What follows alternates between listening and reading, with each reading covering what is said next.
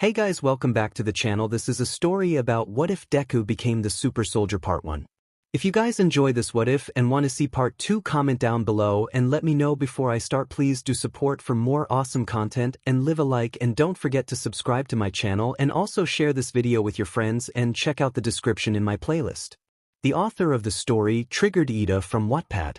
So let's start the video. Prologue. At the age of 14, Izuku developed a quirk called the 𝗬𝗬𝗪. The quirk gave him access to every known martial art, fighting style, and enchanted strength. He is extremely flexible and can beat low-class villains in under a minute. He is extremely durable to pain, and because of his quirk he'll stop aging at 21. He is the only one that can kill himself. He doesn't have super regeneration but instead has a low-class version of regeneration. The regeneration can heal cuts and scrapes instantly, will slowly heal mortal wounds that would kill a normal person, which takes about 1 week. He can heal broken bones within 2 weeks depending on the severity of the fracture/break. He basically has 10% of 𝗬𝗧 when it comes to his strength portion of his quirk. The only known downside to his quirk is that if he overuses it he will start to hear a voice that has haunted him, his dad. At the age of 4, Izuku's father left him because he wanted a son with a strong quirk, kind of like Endeavor, and abandoned him and his mother. I think that's enough exposition to the quirk. Now it's time to get into the story.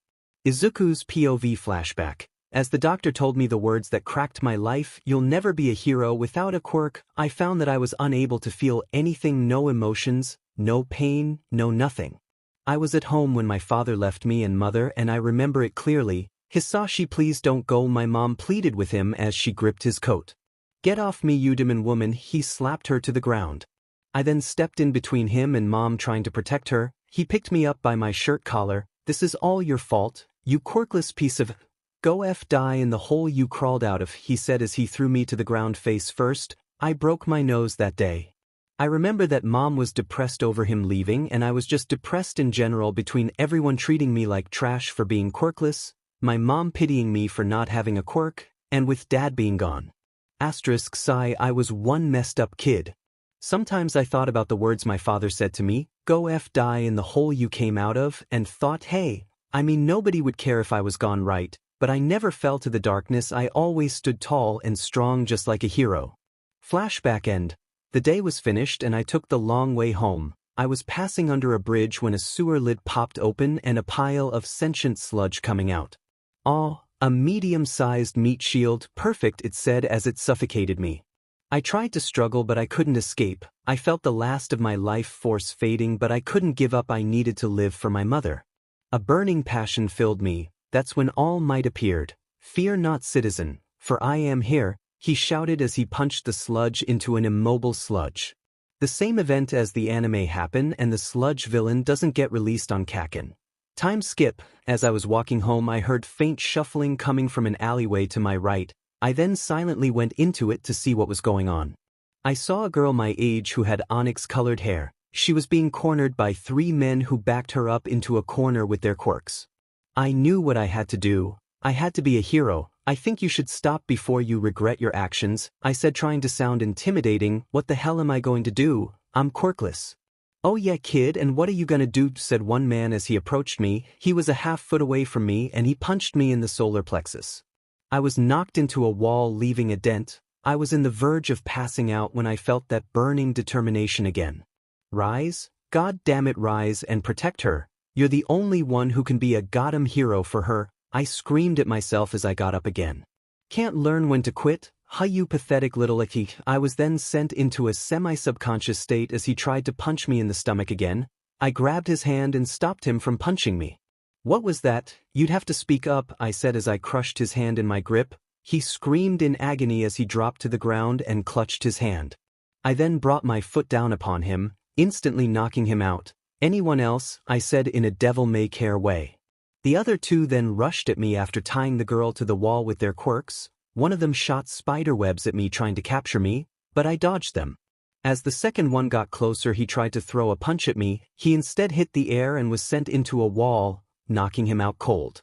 I then went after the last one and sent a kick to his head. I then noticed that the girl was still tied up against the wall. I went up to her as she looked at me with terrified eyes.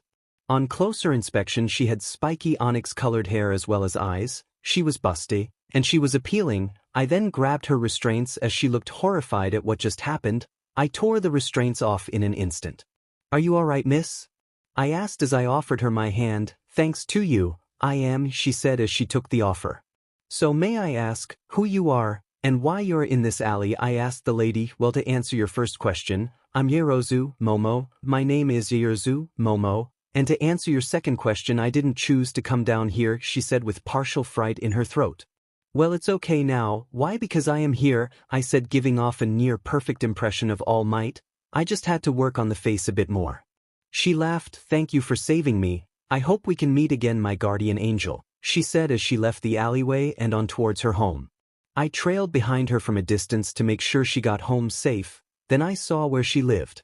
You've got to be kidding me. She's an actual 𝗧𝗧𝗏? I just saved Japan's most influential family's daughter. I honestly hope they don't praise me for saving her. I just did what anybody else would have done. Honestly, I'd like to get to know her a lot more, I thought as I headed towards my own home. I walked through the door to find my mom standing there. "Why are you home so late, Izuku?" she said as she embraced me. "Oh, nothing in particular, I just took a longer route home." She let go of me and I went to my room. I felt exhausted and I crashed onto my bed. Next morning, "Izuku, you better wake up now or so help me God," were the first words I heard. 𝗵𝗃𝗃𝗁𝗏. My voice sounded deeper and more American. My body hurt like I got ran over. I forced my body to get up and headed over to the bathroom. I opened my eyes and noticed I was extremely buff and tall. "When the hell did this happen?" I said in English, not even recognizing my own voice. He sounds like Bucky from the recent movies in the MCU. "Hey mom, can you come here 1 second?" I said, trying my best to sound like my old self. "Yeah, what do yo, who are you?" she said. Her voice was laced with indefinite amounts of venom. Whoa, calm down, it's me, Izuku, your son." "Then why are you so tall?" And I guess a quirk could explain it. "If you are Izuku, then what's your favorite meal?" she continued on until I had to get to school. I was about 6 feet 2 inches and I towered over everybody, even my teachers. When I walked into my class, everyone was silent, even 𝗧𝗃, until he spoke up. "What the hell is wrong with you? Did you inject too many steroids?" he taunted. "No, you idiot, I developed my quirk last night. That's why I'm so goddamn late," I said in perfect English. Only 𝗧𝗃 and the teacher understood what I said. 𝗧𝗃 got up with his hands sparking. He ran towards me when the teacher tried to stop 𝗧𝗃 from fighting me. So I did what any normal teen would do. I chopped him on the neck, knocking him out. "Midoriya, you will take him to the nurse's office and go to the principal's office. But besides that, congrats on getting your quirk," he said, quickly shifting the mood. "Now get out." I took 𝗧𝗃 to the nurse's and headed for the principal's office. I was supposed to get suspended for hurting another person on school grounds, but he let me and 𝗧𝗃 go with only a detention because no harm was caused. As we served detention, I could feel eyes burning holes into the back of my head, but I wasn't paying attention to that. So my new quirk should have come from my dad. Since my mom's quirk is just telekinesis, I only have 10 months before the entrance exam, so I've got to train. But where I know the perfect place, it's been filled with trash for years. I'll head over there after school today. And so I did. I started my training that day and was close to finishing the beach after 7 months, but that's when I saw her again. I was cleaning up the beach one day, when I felt that there were a set of eyes gazing upon me, so I turned around and was met with her appealing face again. She quickly turned and walked away. I was shocked at what she was doing, so I jogged to get to her. As I caught up with her, she tripped, so I reacted with catching her with my arms around her waist. I was blushing profusely at my actions. I pulled her up onto her feet and bowed. "I am so sorry for causing you to fall." She playfully hit me on the head. "Still seems like you're my guardian angel," she then laughed. It was the most appealing, heartwarming laugh that I have ever heard. I just melted at the sound of it. "Hey, are you alright? Your face is extremely red, and you've got a high temperature," she said as she touched my head, only causing me to blush harder. "I'm fine, hardly, it's nothing." "Okay, whatever you say." It occurs to me that I never got your name, she asked me. Oh God, she is so cute when she speaks like a rich girl. Wait, what am I saying? I can't be in love with her, I thought, which made my heart beat faster and faster until it felt like it would burst. "My name is Izuku Midoriya. Pleasure to make your acquaintance, my lady." I bowed, which caused her to blush, but I didn't notice. So what were you doing, spying on me at the beach I could presume, I taunted. And no, it's not like that, 𝗵𝗃𝗏. I was just gathering my courage to say hi to you after so long, she said as she hit me over the head. Oh well, hi. We then spent the rest of the afternoon talking to each other until she had to go home. I've got to go home, 𝗵𝗃𝗏, but it was nice meeting you. Oh, and before I forget, what high school are you planning to go to? Well, I plan on going to you just like you. Also, do you want me to walk you home? It's almost sundown. I pointed to the sun as she shook her head. I can't possibly let you go home late. Nonsense, I usually am out later than this. I'm also not taking no for an answer, I stated as she sighed. Fine. I guess you can come, she grumbled. I then pumped my fist into the air. Me and Momo have been hanging out these past few months and have gotten to know each other much better. I was finally ready to make my dreams into a reality. You get ready for me to come. Izuku's POV. Here I stand, in front of my dream school. Time for me to take the first step towards my goal, I thought as I took the first step onto the school grounds. I continued on walking until I saw 𝗂𝗏𝗏 accidentally push a girl down. I disappeared and reappeared in front of her, catching her by the shoulders. Her face was flushed and I had no clue why, so I asked her, "Hey, are you sick or something? 'Cause if you are, you shouldn't take the exam," cried the brown-haired girl that almost fell. Fine. I have her a skeptical look because of how she was stuttering. Really, I'm fine, she said. I sighed knowing that I gave, and we both got into the exam hall quickly. I found that I was placed next to 𝗂𝗏𝗏, so I sparked up a conversation with him. "So, Katsuki, have a girlfriend yet? Or anyone you have your eye on?" I teased. He went a shade darker than usual. "Why would I tell you, you useless Deku?" I put up my hands in defeat before starting to say, "Well, if you're not into girls, are there any 𝗧𝗏𝗧𝗟𝗓? Are you ready?" I was cut off by the person who gives off the instructions. I turned my direction to the speaker and found that it 𝗵𝗃𝗏𝗏, who used his voice as a weapon to disrupt enemies and make them go deaf with his loud voice. "Let me hear you say, sheesh." The crowd was silent. Sheesh. Tough crowd. "Welcome to the UA entrance exams. In this exam y'all will be placed within different cities to fight robots." I zoned out as I started muttering about how 𝗵𝗃𝗏𝗏. "Excuse me, there are 4 robots as you said, but there are only 3 on the screen. If you were wrong about the information, then this would be an embarrassment for you. And you," I pointed at myself. "Yes, you. If you can't take this seriously, then you should leave," he said as he robotically pointed to the door. "Hey, if anything, you're the one not taking this seriously. You literally didn't let 𝗵𝗃𝗏𝗏 finish speaking. You just interrupted him because you can't just calm down and wait. Now, 𝗵𝗃𝗏𝗏, if you'd continue," I said as I sat back down, not caring about what the other people were saying about me. As 𝗵𝗃𝗏𝗏 finished his speech, the screen displaying the robots changed to represent which areas we would be heading to fight the robots in. I was placed into City B. When we got there, I spotted the brown-haired girl and the rude guy from earlier. I was going to say hi to the brown-haired girl, but I thought I shouldn't. The rude guy from earlier caught me looking at her and came up to me. "If you think that I'd let you interrupt anybody else from doing their best, then you're sorely mistaken. Jesus Christ, all you ever do is run your mouth. I suggest that you shut up and calm down for once in your life, you stick in your f," I said, irritated. He opened his mouth to speak again but was interrupted by a bell that signifies that the exams were starting. I rushed off into the city, leaving everyone in my dust. I spotted a couple of one-pointers, so I just blasted them with air pressure from my quirk. I then rushed deeper into the city, destroying robots with punches, kicks, and slams until a huge robot came into the city. I assumed it was a 0-pointer and was ready to take it on until I heard a cry from under the rubble that the robot caused. It was the brown-haired girl. I rushed in to save the girl by lifting the rubble off of her and giving her to the rude guy. I then turned towards the 0-pointer and jumped up to punch it. I could only jump a fourth of the way, but I still punched its leg, which broke it in half. I did that with the other front leg and threw it off balance, which caused it to fall. I then ran to the center of the robot and tried to hold it up and keep it from falling. But it wasn't working. I could feel myself getting crushed. I felt that same burning longing to survive and beat this 0-pointer. I felt a new power course through my veins. I felt like I was burning with determination. I started to be enveloped in a blue and red shroud of lightning. I felt that I could lift anything in the world. I started to lift the 0-pointer with one hand and shouted, "Go beyond. Plus 𝗧𝗏𝗧𝗟𝗓." I then punched it with my free hand. It was easily launched into orbit. I collapsed on the ground, clutching my 𝗧𝗏𝗧𝗟𝗓. It felt like it could burst if I'm not careful. I started to look at my surroundings and blink, everything was getting blurry and becoming black. The last thing I saw was a group of people surround me as I passed out. I woke up with a massive headache. I opened my eyes and immediately closed them due to the blinding light. As I got acclimated to the light, I saw someone sitting in the bed next to me. It was that brown-haired girl, and she was awake talking to the nurse or doctor of the room.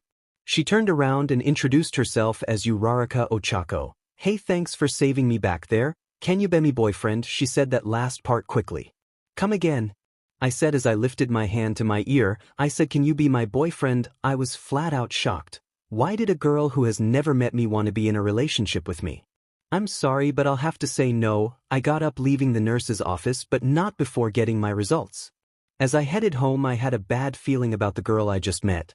𝗧𝗵𝗃𝗃's POV. "Oh, you will be mine, Izuku. You will be mine even if it's the last thing I do." My results were in. It was time to see if I would be accepted or not. I opened the mail on my desk and out popped a small black disc. I was confused until a hologram of All Might appeared. 𝗵𝗃𝗃. "It is so nice to meet the young man who has the heart of a hero. You, my young man, have scored 84 villain points, which allows you to be second place, but there were two types of points. You scored 84 villain points, but your score was 144 total points. The second type of points were rescue points, which you scored 60 of for saving young 𝗧𝗵𝗃𝗃. Welcome to your hero academia." And with that my tears flowed. I was happy that I was accepted by the school and by All Might. I exited my room and my mom was outside of it. I told her the good news and she was ecstatic about the news. I knew I had to text Momo about my acceptance, so I entered my room and plopped on my bed, pulling my phone out.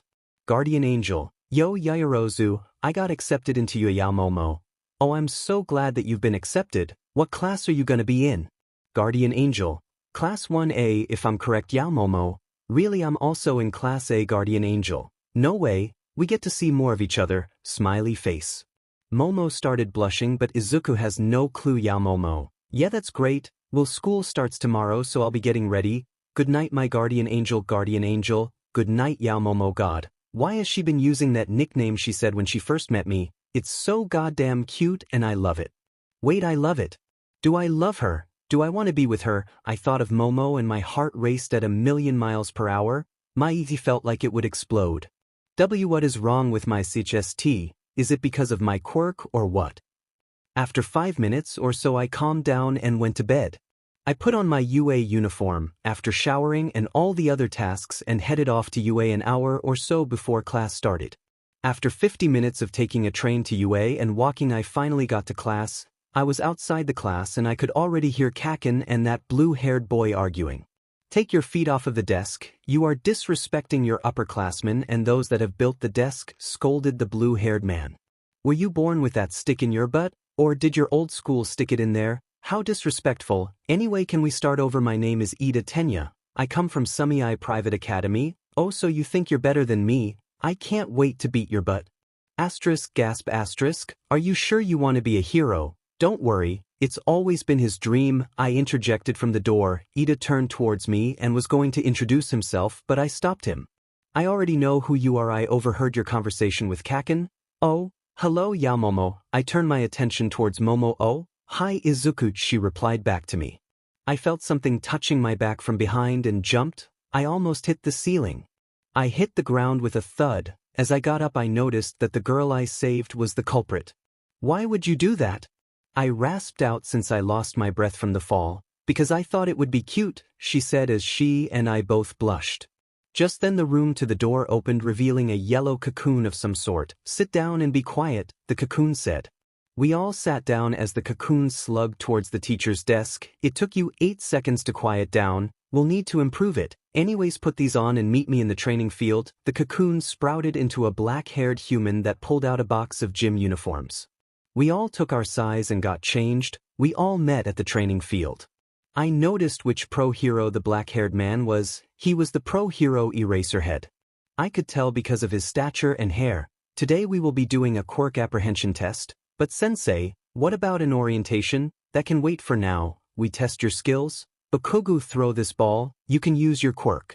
Bakugo took the ball from Aizawa and entered the circle. He got prepared to throw the ball. When he threw it, he shouted, "Sti." Everyone's sweat dropped when 𝗧𝗏𝗧𝗟 said the score, 705. 2 𝗵𝗃𝗲, since you scored the highest overall, I want you to throw the next ball. I took the ball and stepped up to the plate. As I threw the ball, I knew something was wrong. The ball left my hand and I got 100 or so meters. Try again, but this time give it your all, 'cause if you half-butt it, I will expel you. I gulped as I threw it at my maximum strength, which scored me 1,028 meters.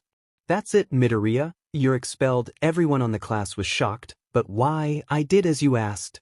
No, you didn't. If you did, you would have easily broken the Earth's gravitational pull. Also, if that is so, then how did you lift the 0-pointer? 𝗧𝗏𝗧𝗏 questioned menacingly. I only used that power because I would have died otherwise. I literally only learned about it a week ago. If you want to see it, I said as I grabbed a ball from 𝗧𝗏𝗧𝗏, then watch me, I said as I threw the ball with my newfound power. My arm instantly shattered. The ball was traveling so fast that no one could see it. It traveled into space in less than a goddamn second. There you happy, I broke my arm, though I have enough potential now, you piece of eraserhead. Everyone was surprised at how an innocent-looking boy could speak such vulgar English. I then walked off the field. Momo chased after me, but I waved her off. This school doesn't need someone who can destroy their body in one move. Goodbye, my former classmates. See you sometime, Momo. I said as I prepared to jump off, but was stopped by clapping. I looked back at the sound. It was 𝗧𝗏𝗧𝗏 slow clapping like a villain. Ugh, if you were going to be this dramatic, then I wouldn't have done this. I was never going to expel you, 'cause you showed the most potential to be a hero more than anyone here, 𝗵𝗃𝗲𝗏. I was shocked to hear those words that sounded so caring yet so distant at the same time. He sounded like my dad. Now go to recovery, girl, and get that arm healed up. You don't have to participate in the rest of the tests, but remember, give it your all. Plus ultra, he said in a way that made it sound like he was pumped yet not. I headed to the nurse's office and got healed. Every last bit of my energy was taken out of me. I could hardly stand, but I wanted to watch Momo and the competition perform in the tests. This took way too long to write. I honestly hope you'll enjoy it. Izuku POV. After 4 days of school, a major event happened that changed everyone's lives. As I arrived at school that day, I had the feeling that something wasn't right and that our lives would change forever as students. I sat in class nervously tapping my foot to the rhythm of my music, not the top music, that will serve a purpose, until Yaoyorozu walked in. She stole all of my worries away the moment she walked into the room. Wait, my goodness, I might actually be in love with her. My heart keeps thumping whenever I see her. But what if she doesn't like me back? Will I ever be able to mend my broken heart after that? Or will I live forever with that heavy pain in my heart? I questioned myself until she started walking towards me. She opened her mouth and started to say, "Izuku, what do you think we'll be doing today?" I opened my mouth to say something, but I felt eyes burn through the back of my head. I glanced back and saw Todoroki giving off a death glare. I actually have no clue, Momo, but I'm kinda nervous about it. God, if looks could kill, I'd be dead 1,000 times over. Well, it's okay, Izuku, I'm here with you, she said as she took my hands. I blushed as red as a tomato and started to stutter. Thanks, Momo. OMG, I really am falling for her, and I'm falling for her strong. That's when things went from bad to worse. Todoroki activated his quirk and froze my upper body entirely. Todoroki, do you mind unfreezing me, please? No, he said in a monotone and yet angry way. Fine, I'll do it myself, jackass. I muttered the last part out as I flexed my right arm, freeing it instantly. I then pointed my arm towards me and sighed. I then flicked my finger and blew the ice off and myself away. I hit the wall with tons of power. I shook myself off as I stood up. Are you okay, Izuku? Asked Momo as she ran through my destruction and attended to me. I'm okay, just a bit disoriented, I said as I started to fall down next to her. She quickly used her quirk and threw a pillow down to where I was falling. Thanks, Momo. No problem, Izuku. Todoroki was fuming because of our close relationship. That's when 𝗧𝗏𝗧𝗏 walked in. What happened? You know what? It doesn't matter. Just clean it up now. I got up off the pillow and started to clean up the mess I made with my quirk. Now that that's done, we will do something that will change your lives forever. Everyone in the class murmured. Today we will be choosing who your class president will be. Everyone cried out, oh, pick me, I'll be the manliest. Kirishima, pick me. Toru, pick me. 𝗷𝗵𝗏 𝗔𝗂𝗫𝗁 as my first order as class president. I will make the girls' skirts be at least 3 inches shorter than normal. All of the girls looked frightened, especially Momo, at what 𝗵𝗃𝗧𝗏 said and what he could do in the future. I stood up from my chair and walked towards him. Apparently 𝗵𝗃𝗧𝗏 needs a personal crusade delivered by me today, possibly again in the future. I walked up to his desk and grabbed him by the head. I then walked over to the window with 𝗵𝗃𝗧𝗏 in tow and opened it. I then punted the SHT out of 𝗵𝗃𝗧𝗏 and he was sent flying. I also aimed for his ball so I could hear his cries of pain before he left my hearing distance. Took care of the trash. Now shall we get back to the election, I said as I heard a loud crash come from where I sent 𝗵𝗃𝗧𝗏 to. Every girl looked at my raw power and started to blush because of what I did except Momo. Why isn't Momo looking at me like the rest of the girls? Does she not like me? I panicked in my mind. Midoriya, it is not okay to punt your classmates out of the window, unless it's 𝗵𝗃𝗧𝗏 and he deserves it, said Izuku coming out of left field. I believe we should take our votes for class president and vice president by putting a name on a slip of paper and submitting it. Momo, do you mind making the basket and slips of paper? I asked as she created them and handed them to me. Thank you, Momo. I passed out a slip of paper to everyone in the class except 𝗵𝗃𝗧𝗏, because he was hundreds of kilometers away. I took a pen from my backpack and wrote Momo's name on it, seeing as she was the most responsible and qualified for the spot. I put it in the basket and waited for everyone to finish. Momo and I then took the basket and started counting the votes. Our class president will apparently be me with 7 votes. Honestly, I don't know why you guys think I'm a good leader, but okay, I said. Our vice president will also be me. I will fulfill all of your wishes to the best of my extent, Momo bowed. Now that is over, regular classes will start now, stated Izuku. I sat down with Uraraka, Momo, and Iida. Uraraka was sitting extremely close to me. She was practically snuggling against my right arm. Iida was sitting diagonally from me and next to Momo, who was across. Who votes for me to be class president anyways? Everyone looked away from me. Really, you guys voted for me, but why? Well, Midoriya, it's because I see you as the greatest leader in our class. I love you, muttered Uraraka, but no one heard her. Well, I have to agree with Iida, and besides, you are the most hero. Ow, she was hit on the head by an arrogant blonde student. I'm sorry, I guess I didn't estimate how big your head was. You class 1A think you're so much better than us, don't you? I stood up ready to punch this guy right in the face, but Uraraka stopped me by holding onto my arm. I gently slid her off and walked towards him. Oh, and what do you think you're going to do, you pathetic class's scum? You better hope that I don't beat you up in front of your bimbo of a girlfriend, shouted the blonde-haired boy. I was only going to let him off with a fist to the face, but now I think he needs a kick out the door. You talk too much. I chopped him in the neck, which sent him into the floor and causing a small hole to appear. I crouched down to his height and said, if you ever insult my friend again, I will personally make sure that they won't ever find your body. Got it? I said in a menacing tone. I then sent a kick into his back with 50% of my power. I made a small crater in the ground as he was officially knocked out. Anyway, are you alright? Where's Momo? Everyone said they didn't know where Momo was. I said, where's Momo? Iida spoke up. I think she went that way, he said as he pointed towards the staircase. I nodded my head and ran up the stairs and up to the roof. I opened the door to the roof and heard crying coming from the corner.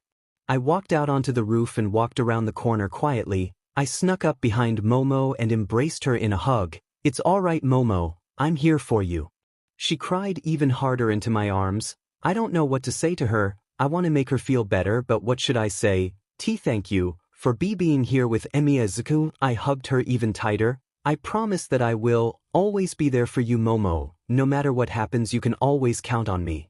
That's when I noticed the disintegrated front gate of UA, but I didn't tell her because I wanted this hug to last longer. Hey Izuku, do you think I'm a bimbo like that guy said? I don't think you're a bimbo. I really don't like using this word. Momo, I think you're pretty just the way you are and that nothing can make you change, so don't listen to that, but listen to your friends. She blushed as red as a tomato as she buried her face into my tea, which caused me to blush like a tomato, which caused us to be a pair of cute tomatoes who were too blind to see that we loved each other. It was 2 days after I found out the front gates of UA were destroyed. Izuku said that we would be going to the USJ, and to put on our gym outfits on or out hero outfits. I decided to put on my hero outfit. I didn't realize that it would show off most of my muscles, so I just exited the changing room with a slight blush. Every girl that I passed was staring at me with lust, all the men were giving me death glares. Anyways, since I'm the class president, I have to direct everyone onto the bus to leave for the USJ, along with Momo. As people started to arrive at the bus, I noticed that Momo was one of the first people to arrive. Jesus Christ, what is she wearing? I blushed as I saw what she was wearing. I then got a nosebleed as she came towards me.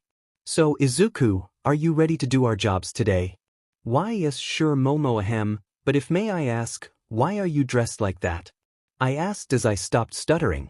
Oh this, she didn't know that she pointed at her 𝗧𝗑𝗧𝗍 as she said that, which caused me to be 10 shades of red darker. It's for my quirk. If I use my quirk with clothing under the point of creation, then my clothing would either break or hurt me depending on where it is created. Yeah, but aren't you afraid that you can be hurt easier?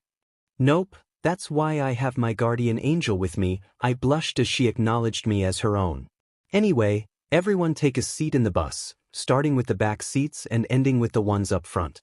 And Mineta, if you think of doing anything perverted during this field trip, I won't hesitate to send you into the sun. I put my hand on his shoulder. Got it? I said with murderous intent in my voice. He quickly nodded. Good, I said, returning to my normal self. Anyway, let's get on the bus everybody. As everyone piled onto the bus, I somehow ended up sitting between Uraraka and Momo. Tsuyu and Ito were sitting across from us. Uraraka then snuggled up against me, which was weird, but I paid no attention to it. Momo slapped my back, which was weird, so I brought it up. Hey Momo, why did you slap me on the back? I was going to say something cool, but I forgot what it was, she said nervously. I shrugged it off.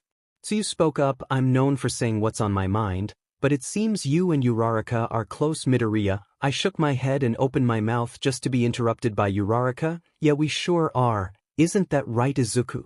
She screamed that out, so I had no choice but to reluctantly agreed. Otherwise I would be a complete butt. Everyone on the bus gasped at our quick relationship and started to congratulate us. Except Momo. She looked like she was in so much pain and heartache. I couldn't help but feel sad because I turned the love of my life away because of what Uraraka said. Damn it Uraraka, you psycho, I'm gonna break up with you right after the field trip.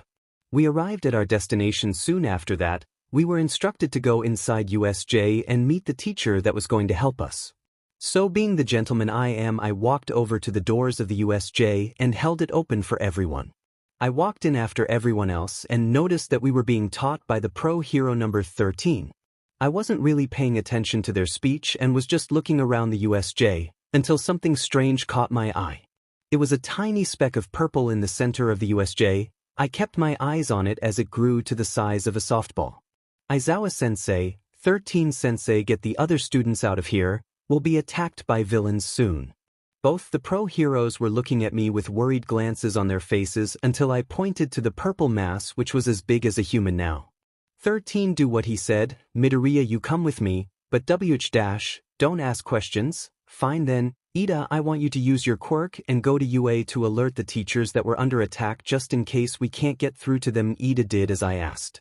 He got out of the USJ as 4 figures walked out of the portal. One had hands all over their body, the other was purple and misty, one looked like a big F bird, and the last is what shocked me. It was Uraraka, but she was bound and tied up.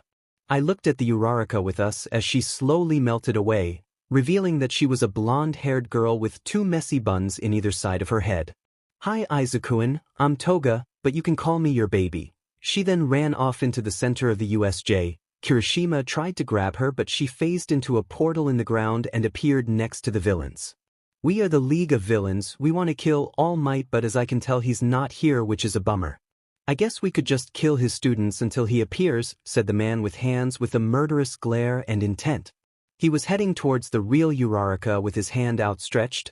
I felt like he could easily kill her, so I used my power to disappear and reappear right where I stood with Uraraka in my arms and the hand man in a crater. Damn it, Shigaraki is already out of the game. Well, I guess I'll just have to split you up, said the misty man. A portal enveloped me and most of the students, which teleported them to different areas. I was sent to the landslide zone, but I was high up in the air. I fell to the ground and surprisingly was mostly unscathed. I stood up and brushed myself off. I noticed that there were a horde of villains surrounding something, so I ran to check it out.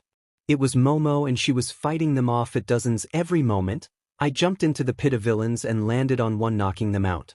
"Sup," I said as Momo and the villains were surprised. Me and Momo then destroyed all of the villains, either knocking them out or disabling them. That's when I wanted to kill the villains. A portal opened up underneath Momo. It teleported her to the center of the USJ. She was held by Toga. That's when I noticed the bird monster was fighting Izuku. It was completely one-sided. Izuku was not going to win this battle. I rushed into the center of USJ and dealt with Izuku and the bird monster. I pushed Izuku-sensei out of the way of a devastating punch that sent me towards the wall. Oh look, someone trying to play hero can't even handle one of Numa's weak punches. 𝗵𝗃 the Misty Man was cut short when he saw Numu was pinned to the ground. But how? Numu was made to handle All Might at 100%. There is no way that you're stronger than All Might. Maybe I'm not stronger than him, maybe I am, I don't even know. The Numu broke out of the hold I had him in and punched me into the sky. Play the music to get pumped. I hit the ceiling. I pushed off the ceiling of the USJ to be sent into the ground, causing a massive shockwave which knocked everybody onto the ground. The Numu quickly recovered and ran at me. He caught me in a fist fight. Punches were thrown left and right, each side as powerful as the other. The punches were stopped when I threw a punch at his face, which momentarily stopped him. I then threw as many punches as I could into his body, effectively knocking him back and giving him no chance to recover. I'm sure you've heard these words before, but I'll say them again. Go beyond. I picked him up by the arm and started to swirl him. Going far beyond the limits of my quirk, I shouted, 𝗵𝗃𝗃𝗃. I threw him towards the sun. After about 3 seconds, the sun burned Numo up. I collapsed onto the ground. Every bone in my body was broken. How did he beat the Numu? Come on, Toga, bring the girl you have, but don't kill her. Toga nodded as she picked up Momo. And oh, don't you dare take her. Take me instead, I pleaded. With them, fine then. Toga dropped the girl and pick up the boy. He'll be of more use to us anyway. Toga then picked me up and threw Momo to the ground. Izuku, she cried with tears in her eyes. Don't worry about me. I'll be fine, Momo. I gave her a thumbs up as I was dragged through the portal. He's gone. The person that I loved was gone. I want no need to save him. I honestly hope he's all right. All Might burst through the doors with the teachers of 𝗧𝗬𝗏. We were saved by them. They then questioned us, asking where Izuku was. I was the only one who knew where he was. I put a tracker onto his outfit right before we got to the USJ. I'll only give you the tracker if I can go with you guys to save Izuku. The teachers reluctantly accepted my offer. When we were exiting the USJ, Todoroki came up to me and told me to meet him outside of the school. I did as he asked of me and found him against a wall nervously. So Momo, I wanted to ask you something. Will you be my girlfriend? I didn't know that Todoroki wanted to be with me, but I've been dreaming of being with Izuku, so I declined his request. I then went back inside of UA, prepared to save Izuku. Don't worry, Izuku, I'm coming for you. I walked into the teacher's lounge ready to hear the game plan. Izuku POV. Don't be worried, Momo. I'll be fine, I said with confidence, but I knew deep down that I'd be killed or tortured. Then my head was enveloped in pain and everything went dark as I came to my head get like it split open. My eyes adjusted to the dark domain and I saw that I was bound up in a chair with a tray of dangerous weapons next to me. The door opened to reveal Toga. Oh, Izuku, we're gonna have so much fun together. She sang the last part. She walked towards me and picked up a knife from the tray that was next to me. She twirled it between her fingers and threw it into the air. As the knife came down, she hit the hilt of the blade as strong as she could. She angled it to where it would pierce my stomach. I winced in pain, but she wasn't done. She took 3 more and threw them at both my shoulders, and at my 𝗧𝗍. It almost pierced my heart. I almost died because of her. Just how crazy is this beach? Sorry if offended. She then walked up to me and the side of my face. Oh, you taste so delicious when you're frightened. I'm gonna keep this going until you agree to F me. To say the least, I was shocked. If anything, I was enraged by her words. First of all, why would I do it with a villain? And second of all, why wouldn't I do it with the person that I love? And never, I rasped out. So you can talk, good. She then took hold of my chin and me on the lips. I was shocked that she stole my first embrace. I tried to pull my head away from the embrace, but I couldn't. Goddamn restraints. Looks like I robbed you of your first embrace, Defen. She was blushing and smiling like a maniac. She then picked up some more knives from the table and repeatedly stabbed me until there was a pool of blood that was bigger than I could imagine. I was slowly losing consciousness. But I heard a loud crash from outside the room and a faint "I am here." "Damn it, I wanted more time with you. I guess I'll cut this short." She pulled a needle from the tray and injected it into my neck.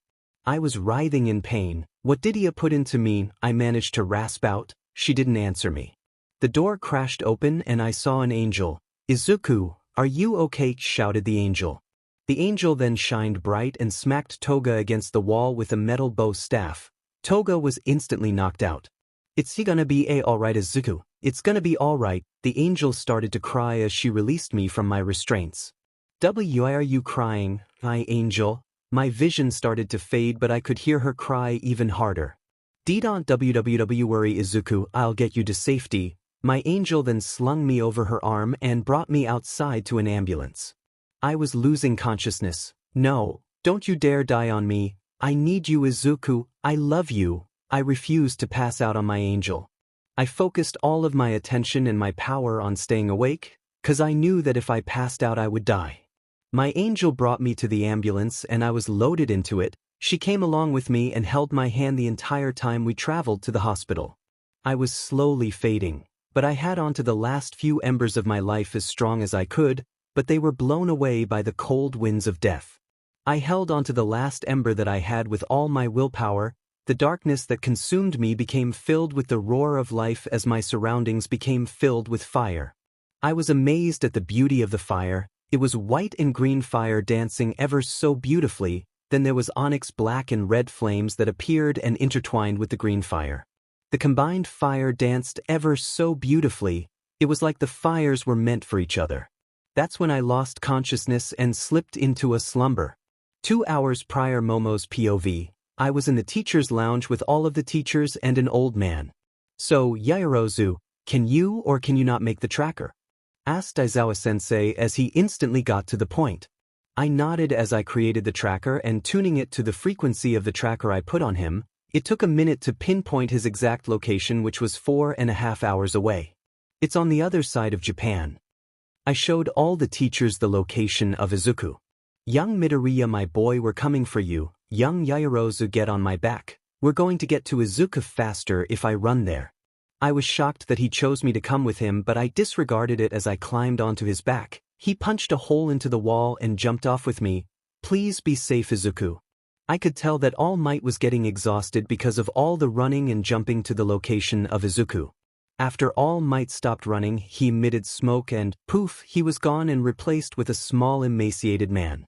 I opened my mouth to say something but was cut off by the man. "Don't worry, it's me, All Might. I can't do hero work as long as I could before I got an injury that will prohibit my hero work in the future, so please just don't tell anyone about this." I nodded my head in response as we headed to the location by foot. After 30 minutes of running, we came across an abandoned building in the middle of the forest. All Might told me the plan of action. As soon as he busted a hole through the building, I was to run inside and try to find Izuku. All Might gave me a countdown with his fingers. 3, I'm coming, Izuku. 2, I hope you're not injured. 1, I will be your guardian angel. All Might busted the wall down. All the noises were drowned out as I ran into the building trying to find Izuku. I heard Toga's voice speaking to what seemed like Izuku. I ran into the room ready to protect Izuku. "Are you okay, Izuku?" I then created a metal bow staff and pushed Toga against the wall, knocking her out. I saw all the blood on the floor and the cuts that littered his body. I was in pain because of how damaged he was. "Don't worry, Izuku. It's gonna be alright." I started to cry as I released him from his restraints. "Why are you crying, my angel?" he rasped out surprisingly seductively. Did I hear him right? Did he just call me his angel? I started to cry even harder because of how delusioned he was. I heard the sound of sirens outside of the building. I slung Izuku over my shoulder as I spoke. "Don't worry, Izuku. I'll get you to safety." I knew that he most likely wouldn't make it out of this alive, but I had to believe in him. I could feel his grip on my shoulder loosen and I said what was on my mind. "No, don't you dare die on me. I need you, Izuku. I love you." I felt his grip on my shoulder tighten. I pulled him into an ambulance and rode along with him. As we arrived at the nearest hospital, I could tell that he was going to die if he wasn't healed right now. I was frightened that he might die in front of me. So I took the chance and him on the forehead. He smiled subconsciously. A nurse then rushed in with a needle and thread and used his quirk to sew him up much faster. He staunched the bleeding and transfused some BLD into Izuku. I was told that he would be in a coma for who knows how long. I cried as I heard that he'll be gone for a year, maybe even longer. I'm so sorry for being weak, Izuku, I cried into his ear and fell asleep waiting for him to wake up. 5 days later, Momo's POV. Ever since Izuku has been rescued, I've been worried he's been in a coma ever since I saved him. Every day I've checked on his status to see if he was awake. Sadly he hasn't awoken. I've always been sitting by his bedside every day hoping he'd be awake. Todoroki came by a couple of times to see if I'd reconsider his question. Each and every time he asked, I forced him out of the room saying that I didn't want to see him again. I've been talking to people less since he's been in his coma. I just wish that I could have been there for him. I've been at his bedside ever since last night. I was awake all night, so when morning came round I fell asleep. I felt something move beneath my legs and darted up. I put my hands on his Izuku. I asked, choking back tears. I waited for 5 minutes for a response. I never got one, but I didn't give up hope on him. I put my head back down on his stomach and started talking to no one. I wish I could have been there for you. I wish I wasn't so WB, because if I wasn't, then why you wouldn't be gone right now. I started sobbing into his stomach. Ugh, I stopped sobbing and slowly looked up. Izuku, I'm back, Momo, I'm finally back. I jumped onto him, giving him a huge hug that lasted for a while. I sobbed into the crook of his neck, finally glad that he was awake. Hey, you should stop crying, at least I'm here and injured, and not dead or something. That made me cry harder than before. Realizing what he said, he gripped me tighter. Izuku POV. I hugged Momo tighter than before as I instantly regretted what I said. I opened my closed eyes and looked into the corner of my room. There he stood facing the wall. I was frightened. He was in my dreams for the past 5 days that I've been in a coma. I still remember what he did in my dreams. He killed Momo a million different ways right in front of my face. Gore warning. The one death of hers that stuck in my head was when I was strapped down in a chair facing Momo, who was also in a chair. He forced us to play a sadistic game of cards, and whoever lost would get each body part cut off. At a time. I tried as strong as I could to lose, but I ended up winning the game even though I was meant to lose. I watched as he appeared out of the dark shadows of the room and cut off Momo's left pinky. BLD quickly pooled from the cut as her face flushed and she tried to scream. After he was done cutting off her fingers, he went to her toes and feet. I couldn't stand to watch it.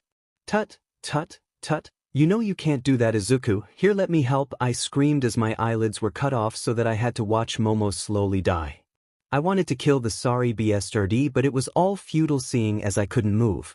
Once the get were cut off, he pointed my head down to the bloody stumps that were once her feet. This is what you get for loving another person. This is what a hero gets for loving another person, he exclaimed.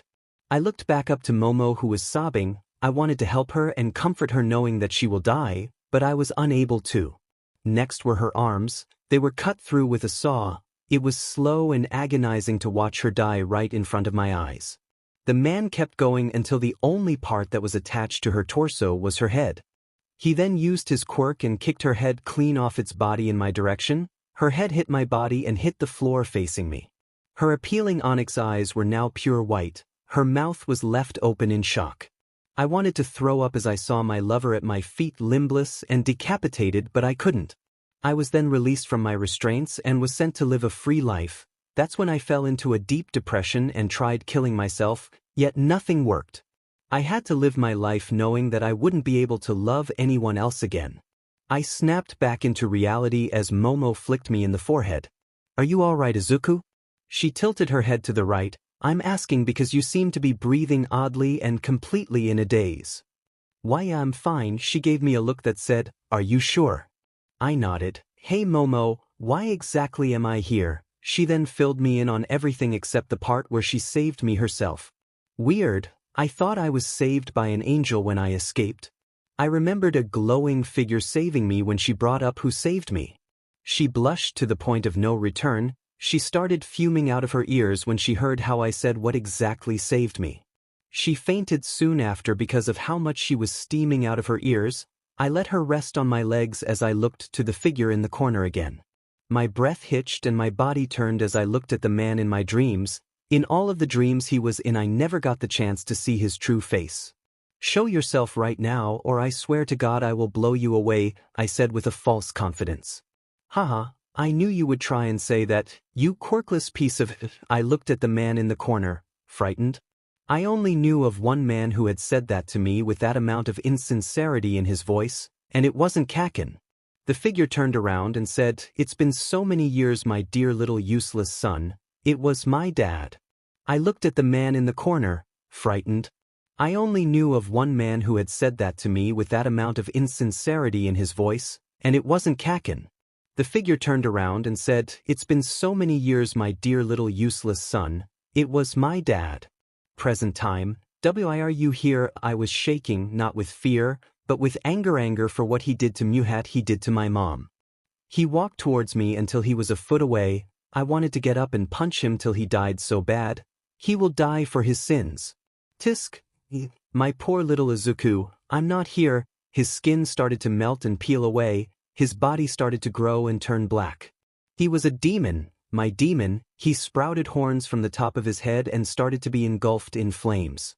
"I'm just a part of your delusions." He stomped his foot on the ground, opening a fissure to hell. My entire body was being by green and blue flames, yet I felt nothing. I hit the hell ground with a thud. I looked at my surroundings but saw nothing but Momo and my demon of a dad. I started to get up, but the ground suddenly erupted with chains. They wrapped around my body and locked me up onto a wall. My dad grabbed Momo by the head. He exerted some pressure on her head. Her skull started cracking and breaking until my dad released his grip. Her body fell to the ground with a thud. She was dead. "You piece of... I'll kill you." As the chains released my body as my father disappeared, I ran to her body, hoping that she was still alive even if she would die. I grabbed her in my arms and checked if she was still breathing. She was breathing, but hardly. She uttered 3 words with the last of her breath, "I love you." Her head drooped as gray matter oozed out of it.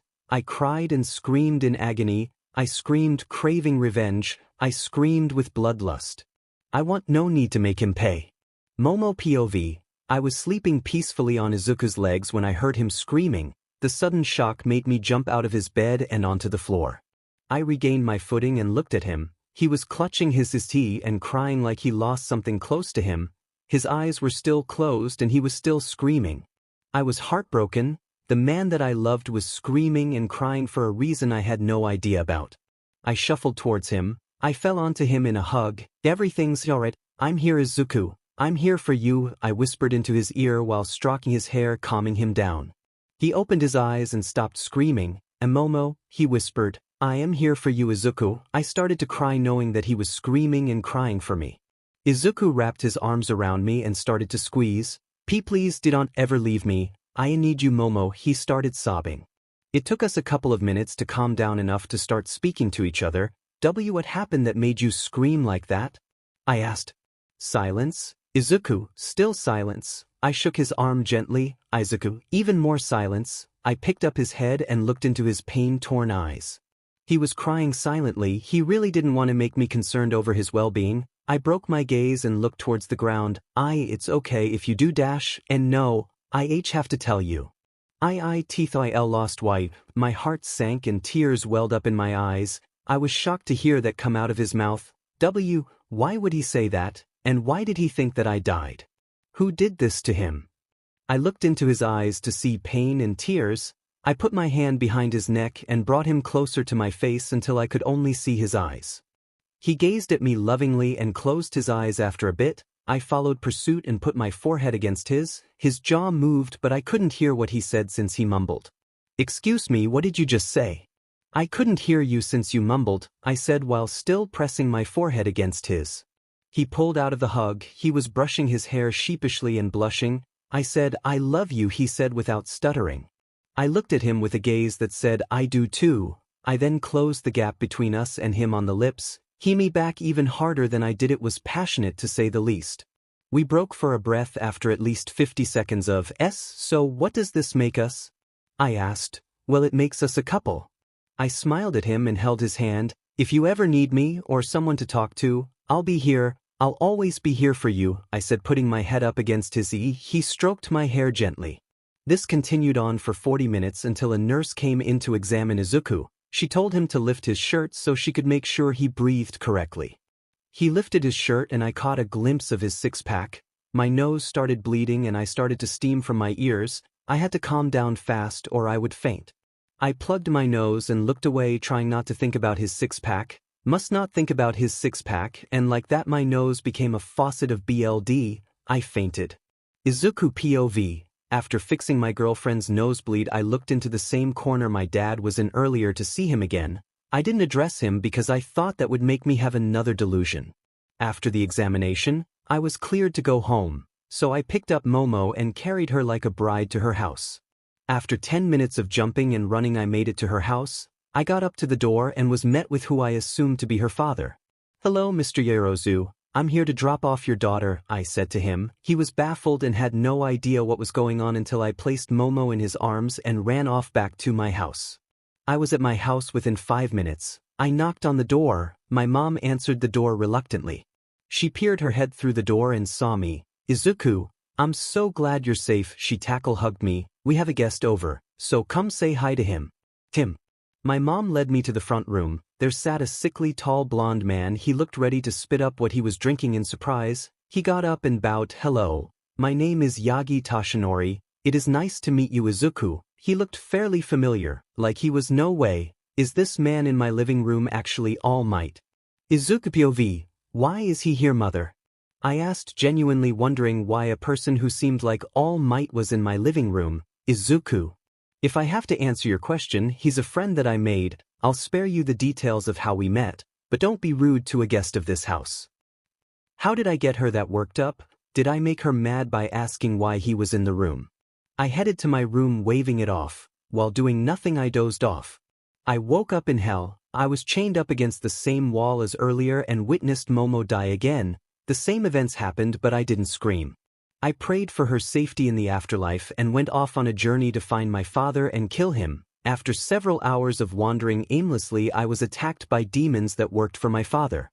They overpowered me easily. They snapped my neck in the dream. I woke up in a cold sweat and hitched breath. After calming down from my death in the dream, I found out it was 4 a.m. I decided to stay up and wait for school to start so I could head over there. I was informed via email last night that school would start the day after I got out of the hospital. Once it hit 5 a.m., I got ready for school.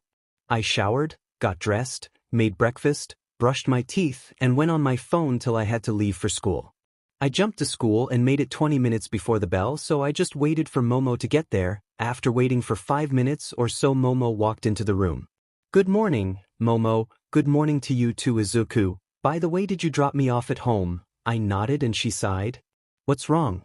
"No wonder he's so angry. What exactly did you do when you dropped me off at home?" I was confused by her question since I literally did nothing.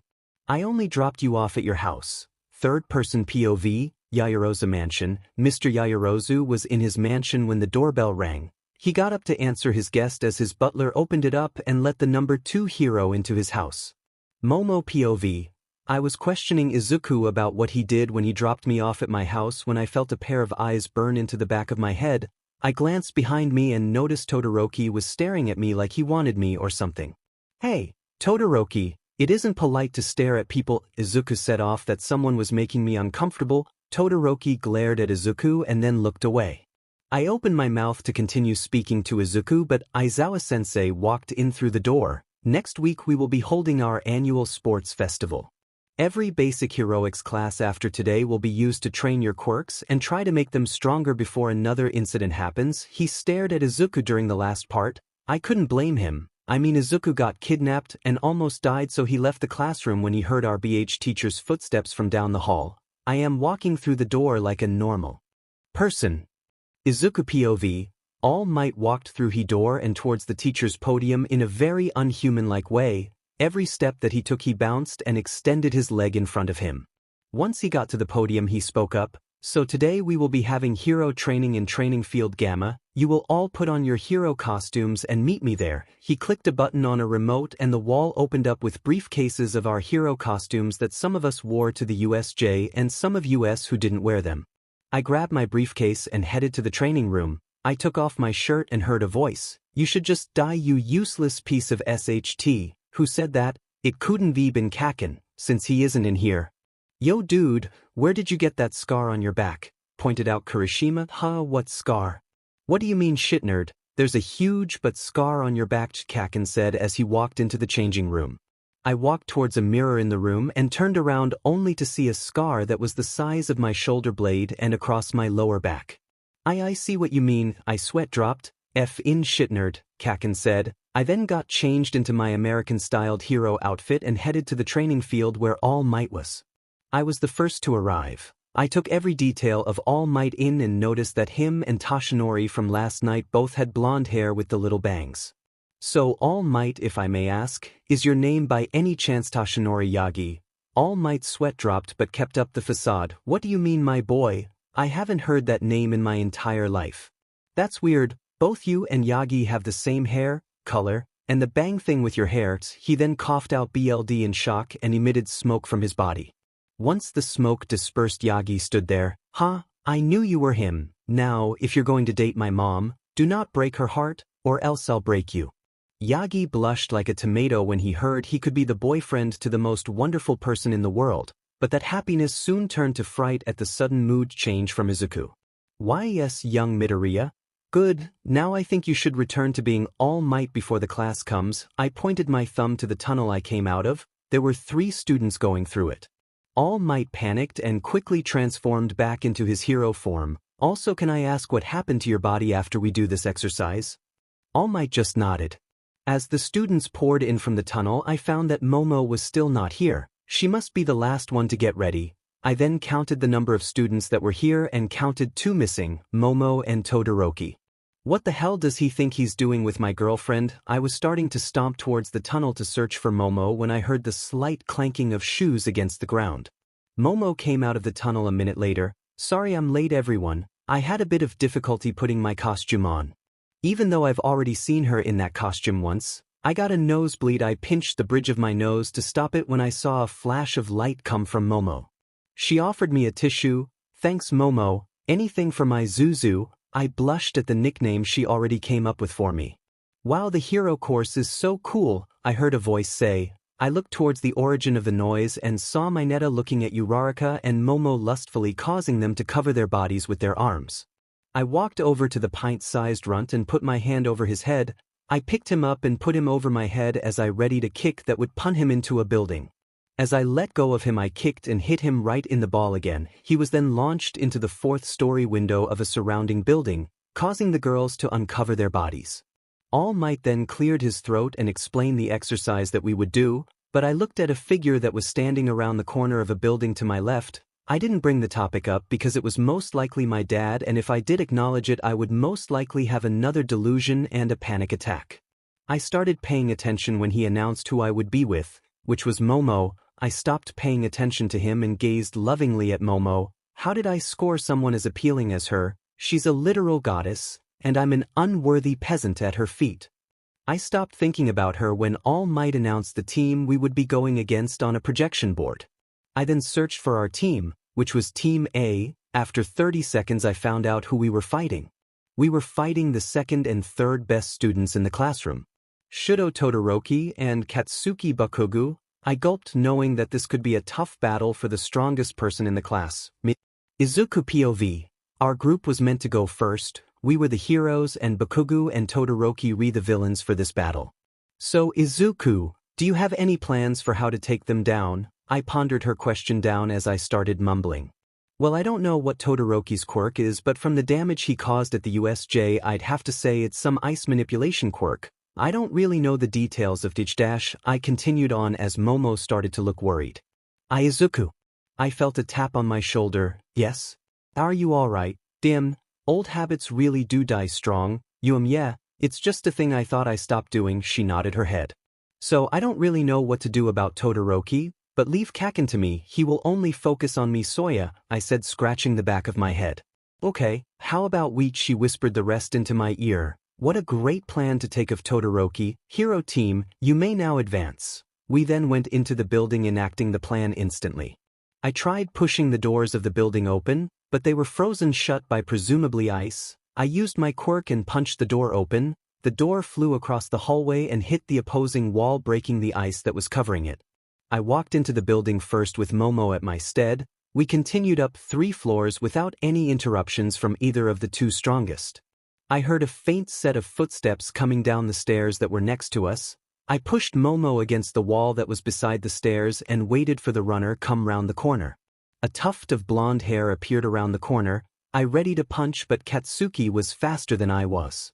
I sent my punch towards him, but he sidestepped it and grabbed my arm. He then forced all of his weight into one foot. He used the other foot to sweep me off my feet and threw me over his shoulder and into a jagged piece of ice. I bounced off the floor and coughed up blood. I looked towards the stairs and saw Momo heading up them. "What are you doing, shitnerd? Pay attention to the fight." Katsuki sent a blast towards my 𝗧𝗍𝗧. "This is going to be a tough fight." Momo POV. "Don't hurt yourself too badly, Izuku," I thought as I ran up the stairs leading to the 5th floor. I walked into a room that was completely iced over when I stopped. "Demon, that ignorant fool for taking away my Momo. He'll seriously pay for taking the love of my Lee. I know you're here. So come on out, Momo." How did he know I was in the room with him? I slowly walked out from the pillar I was behind. Break up with Izuku, or I'll do it forcefully. He just went 0 to 1000 real quick. Does he actually think I'd abandon Izuku for him that easily? How about no? Why would I abandon him that easily? I asked him, clearly outraged. "Fine. Then I'll make you mine," Todoroki exclaimed as he sent a wave of ice towards me. I was shocked at the speed of the wave of ice that I barely had any time to dodge it. "You better pay attention," he said. I was confused on what I should be paying attention to when it hit 𝗵𝗃 literally.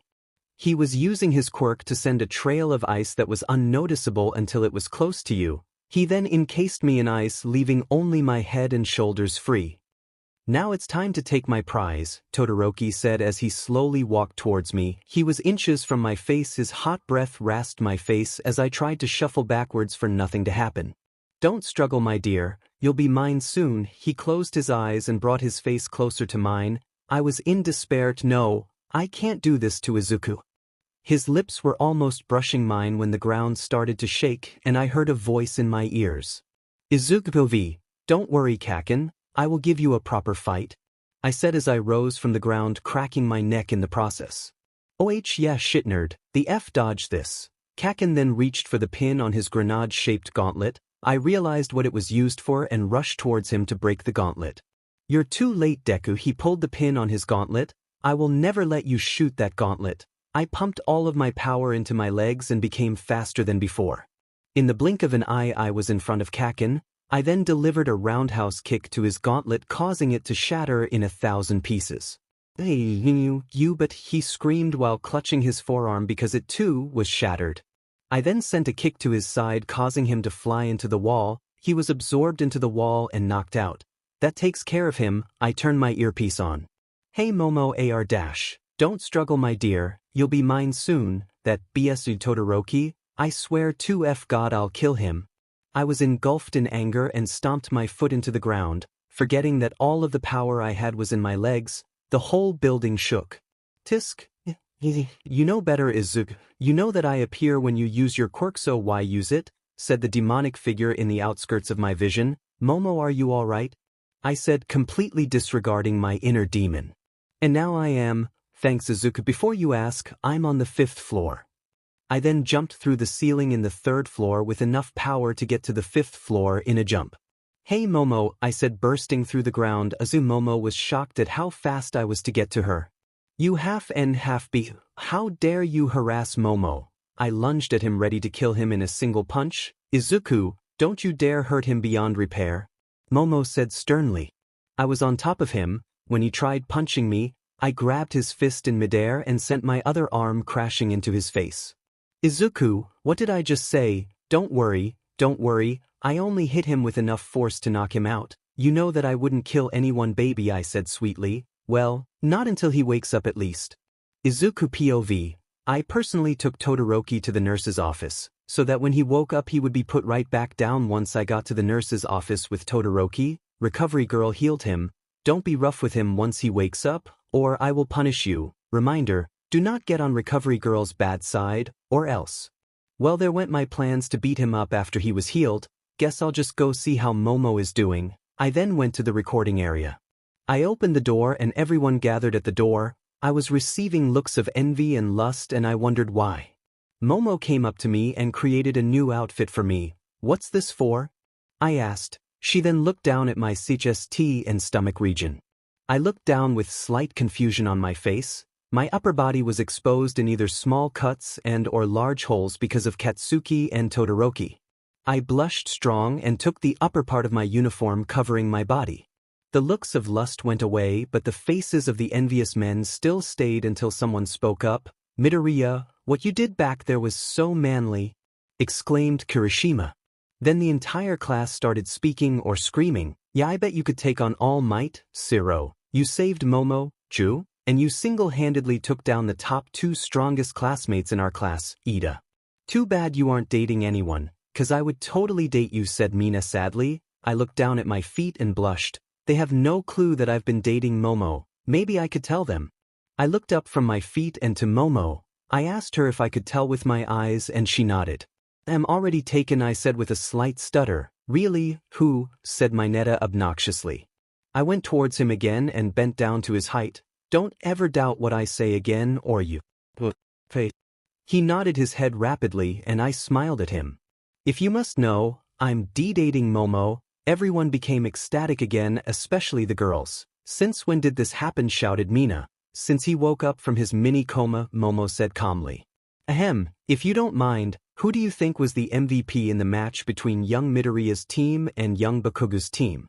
It was most certainly 𝗵𝗃𝗃, Momo said. He took down both villains, he captured them without too much damage, and he saved his teammate from being captured. You would be correct, young 𝗳𝗧𝗏. Now the next set of teams will head to their building and start preparing, said All Might. I was packing up when Momo stood in front of my desk. Izuku, I wanted to ask you something. What is it, Momo?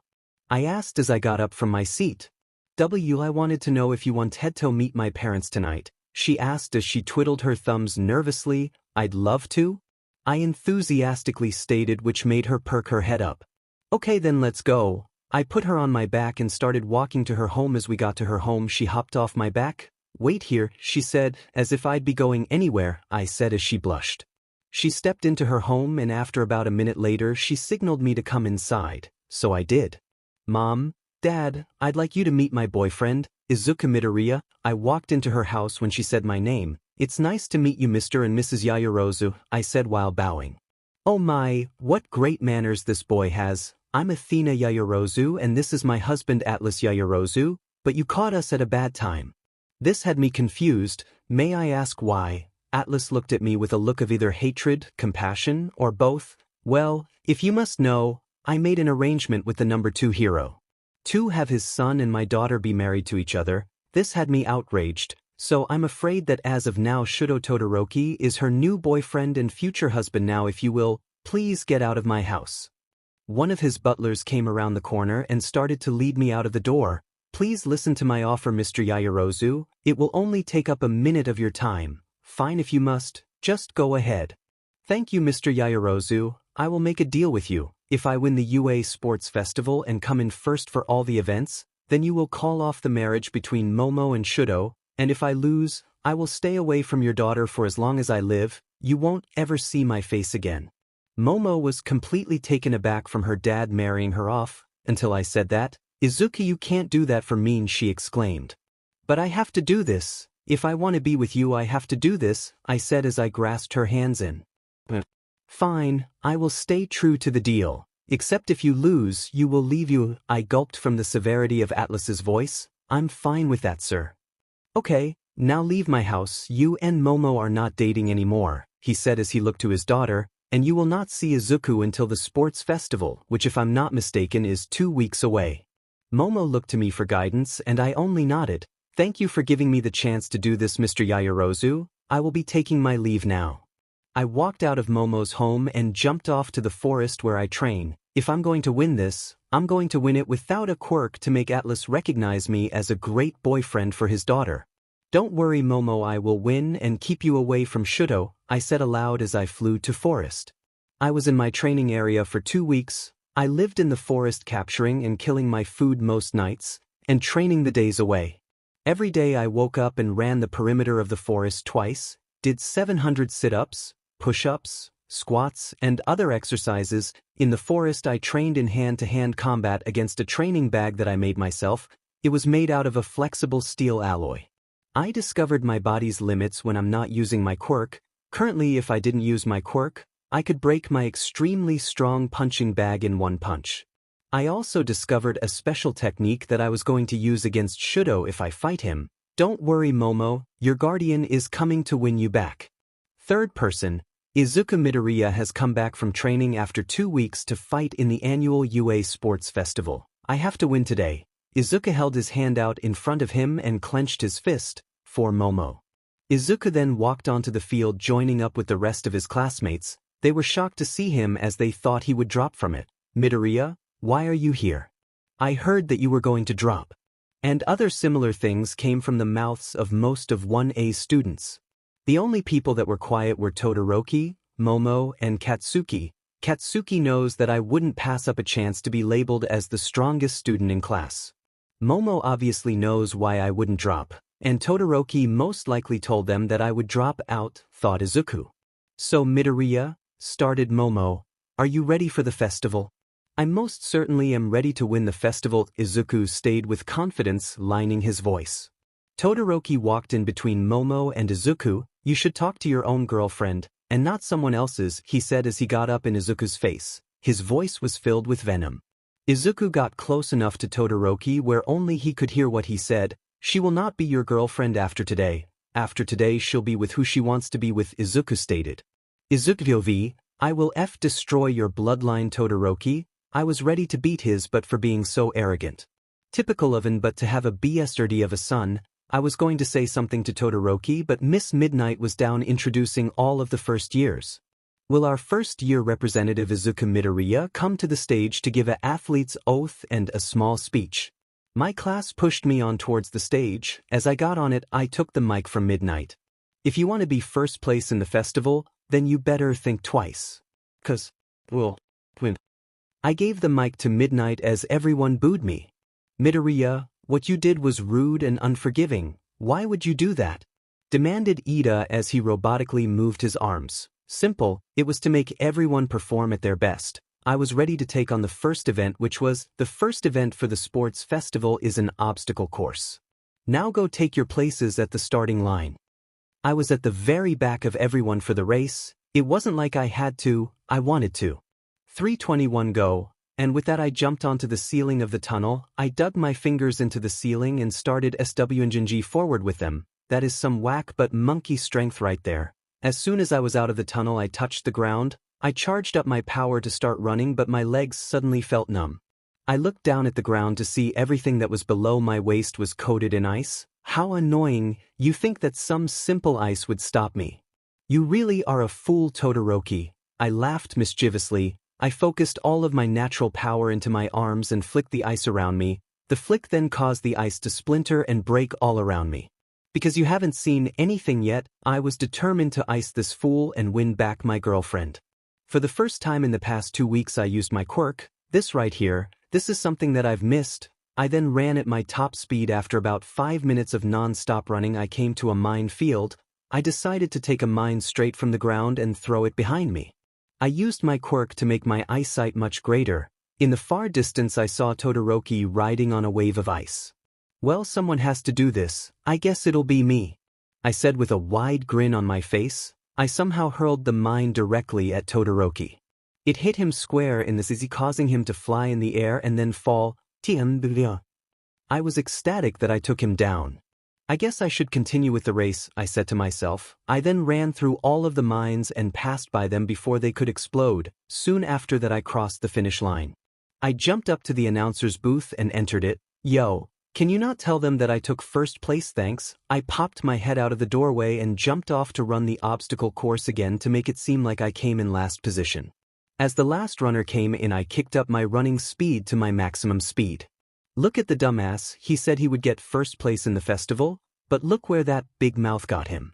It got him in last place, and it makes me able to date Momo properly. Haha dash, I wouldn't speak so soon if I were you, Todoroki. This was the first time that Kaken defended me from someone else. "Oh Kaken, I didn't think you could be so soft," said Kirishima. "Shut up, shitty hair. Calm down, it's not bad to be nice. In fact, I think it's manly," Kirishima said, posing like Red Riot. Here are the results for the first event for the festival. In third place we have Katsuki Bakugo. Todoroki had a look of confusion. In second place, we have Shudo Todoroki. And finally in first place, we have Izuku Midoriya. Todoroki glared at me. I smiled at him and gave him a peace sign, knowing that would PSS him off even further. I'm pretty sure most of you know the explanation for the cavalry battle, so I'll skip those. Since I was at the top of the leaderboard in points, I decided that I wouldn't partner up with anyone. The cavalry battle will start now. Everybody on the field started to run towards me in order to get the 10 million points that was on my forehead. Todoroki and his group were the first to reach for my headband, but I just planted my feet into the ground and let them take it. "That was easy to take, a bit too easy," I heard Todoroki say as he sped off. "I guess you were right, Todoroki." I disappeared. "It was too easy," I said as I took back my headband and backhanded Todoroki across the field. I saw Iida use his reciprocal burst to catch Todoroki before he hit the ground. Next to come at me was Team 𝗧𝗵𝗵𝗺. That was too easy to take care of. The event was nearing the end, so the two pests rushed me on both sides. "I will take first place," both Todoroki and Kaken said on either side of me. Too easy." I jumped into the air and let both teams crash into each other. The next event, which was one-on-one battles, were gonna be tough. My first opponent is someone known as 𝗫𝗪. My second would obviously be Iida. My third would be Kaken, and my last would be Shudo if I was correct in my calculations. My fight would be the opening fight, so I decided to go to the field and start stretching and getting ready. Izuku POV. I was stretching on the open field waiting for my first opponent to show up. "Will 𝗫𝗪 please come to the arena for your battle? You have 10 minutes. I waited for him to appear from his hallway to stop stretching. "So Midoriya, are you everything I hear about from Class 1A, or will you crumble? He obviously think he can beat me. If so, then what's his quirk? Can he brainwash me or something? I'll have to fight him to find out." "Let the battle commence," announced Midnight Sensei. "So how does it feel to be born with such an amazing quirk?" "Must be effing great," 𝗫𝗪 said from his corner. To ends dash. "I can't move my body, what's going on?" "Now make this match easy and walk out of the arena," 𝗫𝗪 commanded. My body was still standing where I stopped. My body tensed up and my breathing became erratic. He showed up again. "Hello my son, how are you doing? I can see that you can't move." The demon spoke. "All the more perfect," he roared out. Please let me move," I thought as my demon came closer and touched my head. I could start to feel my consciousness fade from existence. I looked towards the crowd trying to get anyone to help me, but it was futile. You should stop struggling, Izuku. Soon you'll die thanks to me." My eyes landed upon the one that I loved. "Momo, I'm sorry that I won't be there with you." "Inon," I heard another voice say. "You cannot give up. Don't let him get the better of you. You're stronger than him. So fight, Izuku. Fight off your demons." My body tended up until the point where I could finally move. I willed my fist to punch me in the face to snap me out of this. I felt the impact of a fist in my face. I was back in reality. "How did you do that?"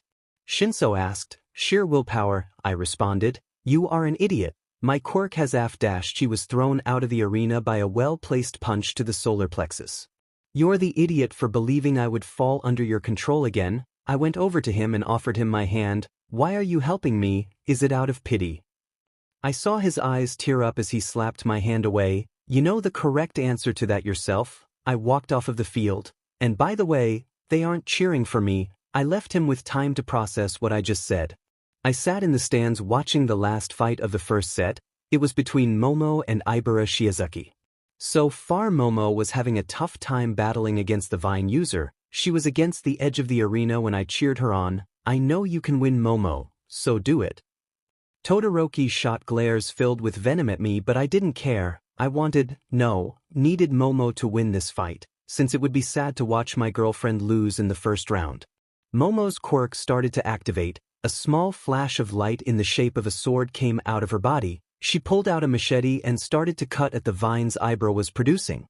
After a bit, Momo made it to Ibara and kicked her out of the arena. Momo won her first match. I was on the field once again and I was prepared to fight Iida. "Iida, I called out to him, "You ready for a good match?" "Of course I am, Midoriya. I expect you to not hold anything back when fighting me." Course not."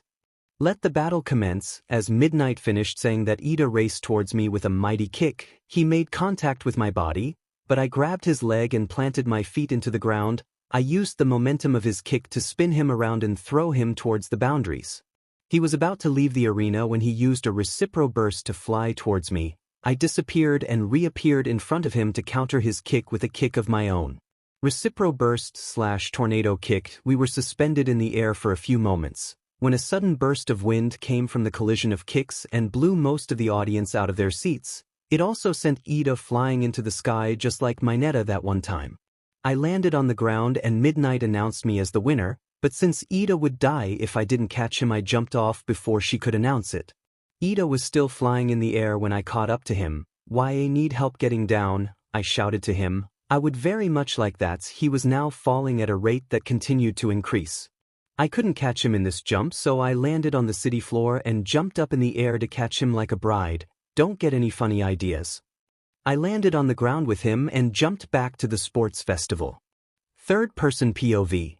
After Izuku dropped off Iida at the infirmary since his leg was completely broken, Izuku went off to watch the oncoming battle, which would be Todoroki versus Momo. No offense to my girlfriend, but she will lose to Todoroki since he can freeze her like he did to 𝗧𝗏, Izuku thought as he waited for the battle to start. "Let the match commence." Midnight cheered. Todoroki did exactly what he did with 𝗧𝗏, but it was significantly weaker than normal. Momo was out for the match, so because she was frozen, Todoroki went over to her and stole an embrace from her. She was shocked, the crowd was shocked, but most importantly, Izuku was shocked, well, more like off, or so mad that he would snap Todoroki like a toothpick. "Todoroki, you goddamn I will end you after today and send you straight to hell myself." Izuku was about to punch the nearest object when he felt a hand on his shoulder. He turned around to see Kakin in his face. "Save your anger for your fight with him, if you even make it that far," he said arrogantly, but he knew what he was doing. He was pumping Izuku up for the next 2 fights he would be in. He reluctantly jumped into the arena with Kakin on his back ready for the next battle, but first he had to do something. He went over to the glacier that was slowly diminishing thanks to Todoroki and sent a punch at it. He stopped his fist an inch away from it, causing the wind force from the punch to shatter the ice into tiny pieces and sent it flying into the air. "So awesome," or "so pretty," were the common comments Izuku heard from the crowd because of the falling ice that glittered in the sky, causing a snowstorm of sorts. Since both competitors are here for the next match, we will start the battle once the last fight's participants get off of the field. "You better give it your all, shit nerd," Katsuki said to Izuku. "Obviously, I don't have but things like Todoroki. The battle may now start." Izuku ran towards Kakin without using his quirk and sent a kick flying at Bakuga's head. Kakin ducked under the kick and threw an explosive punch to Izuku's punch, which knocked him off balance. "Nice one," Izuku started, "but you're gonna have to try harder than that." Izuku was above Kakin in an instant and was ready to punch him into the ground, but Izuku noticed something. Kakin was facing him and holding a semi-closed hand over an open palm.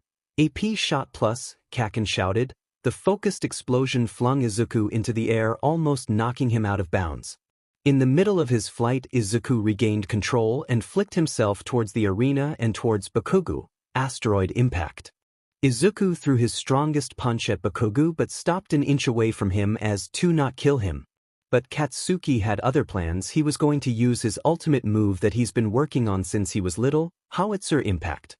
Because of the big explosion from Katsuki and the huge amount of air pressure from Izuku, the arena exploded, which sent the 2 boys flying out of it and hitting the walls. There was a huge amount of smokescreen covering the battlefield. Because of that, the results for who won the battle were inconclusive. And the winner of the battle is, the smokescreen cleared up. Izuku was standing tall and proud with his fist raised into the air while Katsuki was slumped against the other wall. He was completely knocked out. Izuku Midoriya is the victor of the battle. Izuku's knees then buckled and he fell face first into the ground. Izu POV. I woke up to bright lights overhead. A 𝗬𝗏𝗏. I sat up and looked around. "Guess I'm just in the infirmary. Welp," I said as I got out of bed. "Time to fight Todoroki." As I walked out of the room, my head started to P&D and I closed my eyes. When I reopened them, All I could see was my demonic father. He was everywhere that I could see, and every single one of them were killing 𝗵𝗃 with me watching her die. Just like my dream, I want to stay here and feel pathetic, but I can't, I have to fight. I paid no attention to what was going on before my eyes and started to head towards the arena. You know, I'm surprised I got out of there. I ran into someone that felt muscly and big. I opened my eyes and looked up to see the number 2 pro hero 𝗵𝗃. What are you doing, you runt? Geez, would it hurt to show the least bit of compassion? And also, my name's not runt, it's 𝗧𝗵𝗵𝗲, you flaming piece of... Do you want to say that again, you runt? He said as he stood taller than he normally was in order to intimidate me. Yeah, I will. I called you a flaming piece. Now if you don't mind, I have to go fight your son in the next fight. I pushed him out of my way with ease. I could literally hear his blood boil from where I stood. After a few minutes of navigating the halls, I found the tunnel I was meant to exit to fight Todoroki. And here comes the undefeated, the invincible, 𝗧𝗵𝗵𝗲, shouted Midnight into her mic. Midnight-sensei, please don't call me any of those. I really don't deserve any titles, I said sheepishly. Guess I still have the tendencies to be nervous. I directed all of my attention to Shudo. Are you ready to lose, you be? As if you'd be able to beat me. He was cocky, and I was stubborn. In fact, I was too stubborn to lose to him. Let the final match begin. Immediately Todoroki sent a wave of ice covering me in a glacier. Does this mean I win? He said in his usual monotone voice. You're my guest, boom. Pieces of ice were scattered across the arena. You'll have to try harder if you want to win, Todoroki. I was assaulted by more waves of ice by him, but every time he threw a wave, I countered it back with a wind pressure punch, completely breaking it. After a while his attacks slowed down and his left side was becoming frostbitten. You should use your other quirk. I mean, you might die from frostbite, Todoroki, but hey, must as well die a cold-hearted 𝗬𝗧𝗟𝗃 than a 𝗬𝗧𝗟𝗃 with a flaming one, I said, knowing exactly what would happen. Fire lit up the arena, almost covering every inch of it. All right, now I got to 𝗧𝗏𝗃. I felt something sharp pierce my torso. I looked down to see a gigantic spike of ice ripping through my entire left side of my body. I coughed up blood and felt my consciousness start to fade. I looked Todoroki right in his eyes. I coughed, would you do? You should know why. The worst thing was that the arena was completely engulfed in fire, so no one could see in or out of it. Heh, I guess I'm gonna die here, huh? I grasped my head. I need to beat him. For vengeance. For honor. For Momo, I screamed mentally. I grabbed the spike of ice with both hands and broke it off from the rest of the ice. You will not win, Todoroki. Do you want to know why? I disappeared. It's because I have conviction. Galaxy Crusher. I picked him up from behind and jumped into the air regardless of my injuries. I got to the apex of my jump and threw him towards the ground with all of my might, causing the fire to disperse and the arena to blow up, sending rock everywhere.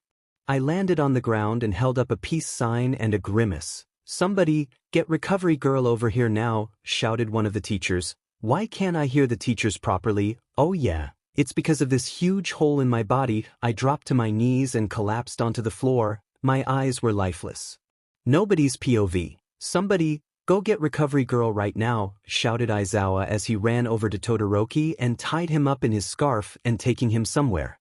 All Might appeared from one of the tunnels that the students came out of and went over to Izuku. He picked up Izuku's limp body and jumped off towards Recovery Girl's office. He got to the office and busted the door down with a small kick. What was the... Jesus Christ. Get him on that table, now. She exclaimed when she saw Izuku in All Might's arms. Izuku was placed on the table that Recovery Girl pointed to. Two people came out of a separate room and rolled the table into the room they came from. All Might hung his head down and transformed back into his regular form. I'm afraid that I just lost the one that deserved my quirk the most, he said to no one in particular. Momo POV. Before incident, Izuku was easily throwing punches that destroyed Todoroki's waves of ice with little to effort. But Izuku said something to Todoroki that caused him to surround the arena in a sea of fire. What just happened? Said Uraraka. Izuku, I know you can beat Todoroki, I solemnly said in my head. I looked towards the sea of fire and witnessed something fly out of the flames, which dissipated them in an instant when something crashed into the arena. As the smoke cleared from the crash, I could make out two figures. One of them was Todoroki, who was embedded into the ground. And the second, oh God. It was Izuku standing over Todoroki with a hole the size of his fists going through his torso. BLD was running out of the hole like crazy. That's when I heard Aizawa-sensei shout, "Someone get recovery girl," when Izuku fell. No, oh god no, I was sobbing as I ran down the halls to get to recovery girl's office. You just can't beat, I choked out between sobs. I got to recovery girl's office to only see the door knocked off of the hinges. I stepped inside and saw a sickly blonde-haired man. 𝗵𝗃, who are you? I asked the man. He jumped up from his seat and looked relieved when it was just me. Oh, excuse my manners, my name is Toshinori Yagi. He scooted over on the bed and patted the spot next to him. I sat next to the man and started crying. The man rubbed my back. Once I calmed down, the man spoke. May I ask, why are you crying? He spoke in a gentle way that made me feel at ease. Why, you see, the reason I'm here is because my boyfriend was killed because 𝗧𝗵𝗃 fought for my sake. I started to cry again, even harder than last time. For me personally, I feel that I failed him as a hero. I started to cry less as I heard him say that he was a hero. What hero are you? I asked as I calmed down a bit. He does look like All Might for some reason. Did I say I was a hero? Whoops, you must have heard. Me wrong, young Yaoyorozu. Wait, did you just call me young Yaoyorozu? Are you All Might by any chance? I said, still crying slightly. The man spit out BLD and wiped his mouth. I guess I have to do this, he muttered under his breath. He then took in a deep breath and transformed into All Might for a couple of seconds. I am he ** coughs up BLD *. Please, you have to understand that you can't tell anyone about who I am, he said casually. I understand, sensei, but why do you feel like you've failed Izuku? I asked with a tear-stricken face. You see, 2 weeks ago, when he disappeared off the face of the earth, I found him training in a forest. Young love, Toshinori said. Flashback, third-person POV. There have been complaints of trees being uprooted in the forest for no reason. No other heroes have been notified about this event except me, but why is that? Toshinori thought as he was in his civilian form and investigating the site of the events. Which crack, the sounds reverberated through the forest. If that's who I think it is, I'ma be mad, Toshinori thought as he transformed into his hero form. All Might then ran towards the origin of the noise, on. Why to be smacked by a tree trunk, planted his feet into the ground and grabbed the tree trunk. He then stopped the tree trunk from moving with one arm and smashed it with his other arm. The tree trunk broke away to reveal Izuku, who sheepishly smiled and waved. Hi, All Might, my boy, why are you destroying this forest? All Might said with his BLD pressure rising. I can explain, Izuku said, waving his arms. I was out here preparing to beat Todoroki in the sports festival, so that Momo wouldn't have to marry him in the future, he quickly explained. You're an idiot, said as he karate chopped Izuku on the head. But at least you're fighting for someone and not yourself, then coughed up BLD. I'll see you when the sports festival starts, my boy, but I have to go now. All Might prepared to jump into the sky. Wait, All Might, what's that in the sky? Izuku pointed out. Is it a villain or someone who has been affected by a quirk?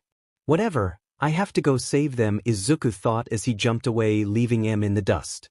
He was high above the city so he could see everything that was happening below him. He saw that a bank was being held up by people. He only saw it because the floating person was above the building.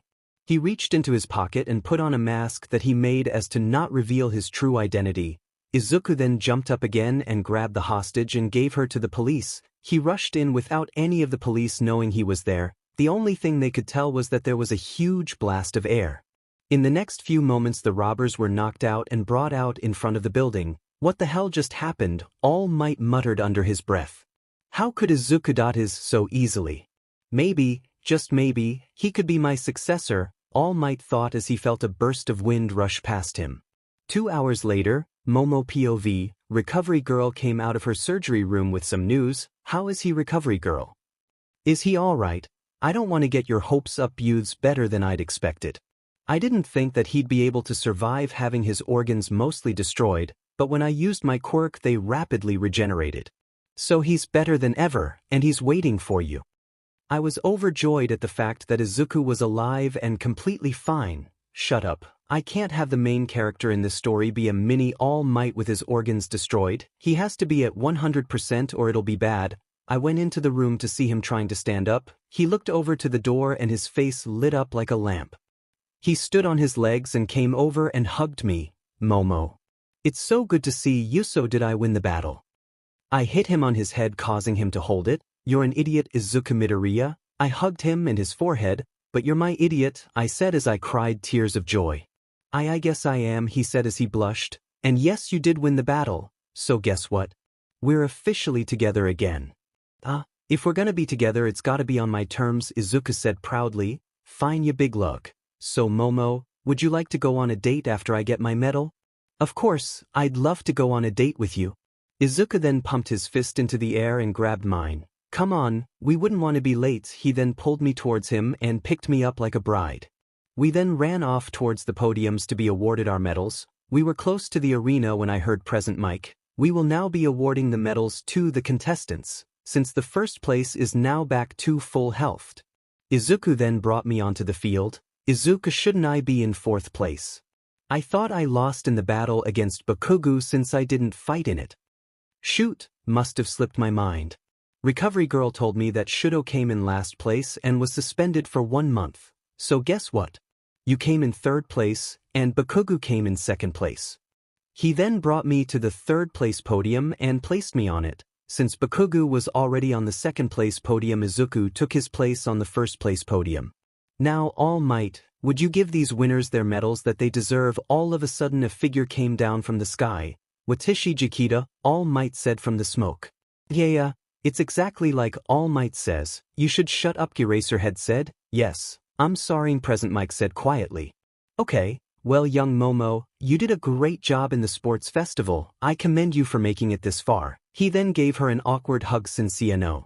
He then took the third place medal and hung it around her neck. He then walked towards Bakugo. You did a great job fighting against Izuku. Young Katsuki, you were great during the entire festival, so don't get yourself down. All Might then hugged Bakugo. Bakugo started crying because of All Might's encouragement, but only let a couple of his tears be shown. All Might then walked up to Izuku. I'm sorry that you were injured, Izuku my boy, but even so you still did great getting to first place, and it even looks like you helped some of your fellow students out. All Might then hugged Izuku and whispered something to him. All Might then backed out of the hug and Izuku replied to his statement. I'm sorry, All Might, maybe you could find someone else? ****, I understand my boy, I understand. And that concludes UA's first year sports festival. We'll see you all for the second year portion soon. Present Mic announced. Izuku POV, I politely declined All Might's offer. I'd rather become a hero with my own power, and not something that I'd borrowed, I whispered into his ear when he hugged me on the podium. All Might broke the hug and solemnly nodded. I understand my boy. Present Mic then announced that the first year portion was done. I then hopped off of my podium and looked to Momo. You ready to go on a date? I asked her. Yeah, just let me ask my parents first. We then headed to the changing rooms to get out of our gym uniforms and change into normal ones. I opened my locker that contained my normal clothes and took off my shirt. That's when I felt a tap on my right shoulder. I looked towards Katsuki, who was the one who tapped my shoulder, and gave him a questioning look. He then pointed his thumb towards the other corner of the room. I looked to where he was pointing. There he stood, the 𝗬𝗍𝗪 girlfriend, and made her feel uncomfortable. I clenched my hands into fists to the point where they bled. I was visibly shaking with rage, so much so that even Kaken was scared of me. I walked towards Todoroki and tapped him on his shoulder. He turned around to face me and I punched him right in the solar plexus. He was on the ground and out of breath. That was for Momo. I then kicked him again, and that was for thinking you could ever be with her. I sent a fist towards his stomach, but I hit something strong and spiky. It was Kirishima's face. Kirishima, you better get out of the way, because I don't want Tio hurt you, I angrily screamed. I get that he deserves this, but aren't you going too far? Kirishima questioned as he stood between me and 𝗧𝗍𝗪. You do not know what and what he does not deserve. He tried to break me and Momo apart for his own reasons, he even her. I threw my hands up in the air to add to my point. I could see that Todoroki was slowly getting up but decided to leave him alone and get changed. Deep down I knew that Kirishima was right and that he didn't deserve this much. I went back to my locker and put my shirt back on. Once it was over my head I saw that a punch was being sent towards my face. You're a piece of shouted 𝗧𝗪𝗧𝗏, who made me turn my head to the side. Even though he punched me in the face, he caused no pain. All he did was forcefully move my head to the side. I turned my head towards his direction and looked towards every other person in the room. I gave them all a look that asked if I could destroy him. They nodded, fully knowing why he needed to be hurt. I looked Todoroki in the eyes. He was frightened, and yet I was ready to destroy him. I grabbed the fist that was on my cheek and took hold of his arm. I kicked his left foot from under him and threw him towards his locker, effectively destroying the lockers and knocking him out for the second time today. And that was for underestimating your opponent. I then started to change and soon after left to meet up with Momo. I was the first person to finish changing, and because of that I had to wait for Momo to finish, so I leaned against the wall opposite of the girls' changing room with my head aimed at the ground. I was waiting there for a solid 5 minutes until Momo finally came out. "Play Starfire or the song above." "Hello, appealing," I said as I walked towards her and wrapped my arm around her back. I tipped her back and her on the lips. Eyed her for what felt like an eternity, until she had to break away for a breath. "Nice to see you too, handsome," she said seductively. "Want me to come with you to your house?" I wanted to make sure that she would be safe. "Sure. I'd love that," she replied. I then lowered my body enough so that she could climb on my back. I started to walk to her home when she fell asleep on my head halfway through. I tried to walk more carefully for the rest of the walk. I was at her house when I knocked on the door. Who answered was someone I didn't expect. It was Atlas Yaoyorozu. "Oh, hello, Mr. Yaoyorozu. May I come inside with your daughter?" I asked him. "Sure you can. In fact, just take her to her room." "Alistair," Atlas called. "Yes, Mr. Yaoyorozu," Alistair said. "I want you to instruct this boy up to my daughter's room." "Yes, sir," Alistair said obediently. "Come with me." Alistair started to walk up the stairs to Momo's room and I followed him. He opened the door to Momo's room. I walked in and placed Momo onto her bed. "She is way too cute when she's sleeping," I thought as I tucked her into her bed. I walked out of her room after her on her forehead and walked downstairs. "Well, it was a pleasure to meet you again, Mr. Yaoyorozu, but I have to leave." "Good dash," I was interrupted by Atlas. "Hold on, my boy. I need to speak to you," she said urgently. I looked him in the eyes and waited patiently. "I would like to apologize for breaking you and my daughter up. I could see that who I tried to marry her to was the worst possible decision. So I would like to ask, would you like to marry my daughter?" He asked sincerely. I can't say that I would, because it is up to Momo to marry who she wants. Toy may not be the one who she wants to be with anyways. "I still love her with all my heart, sir," I said to him. He walked towards me and placed his hand on my shoulder. "I understand, but I hope that she does marry you. Also, I'd like to invite you to dinner tonight to celebrate my daughter getting third in the sports festival. What do you say, boy?" I nodded my head. "I'd love to come, sir. Thank you for the opportunity." I bowed and headed out of the door. Atlas's POV. "I honestly hope that I'm doing the right thing," I said. "You can come out now, Mr. Todoroki." A white and red-haired boy came out from around the corner. "If you believe me, then you sent Izuku to get killed by your men. Am I correct?" 𝗧𝗪𝗧𝗏 asked Mr. Yaoyorozu. "Yes, my boy. If you aren't lying, then the boy should be killed for what he did to my future son-in-law." Izuku POV. "I ran home as to get ready for dinner with the Yaoyorozus later today. Finally. I can finally continue dating Momo. I'm happy that Mr. Yaoyorozu made the right decision."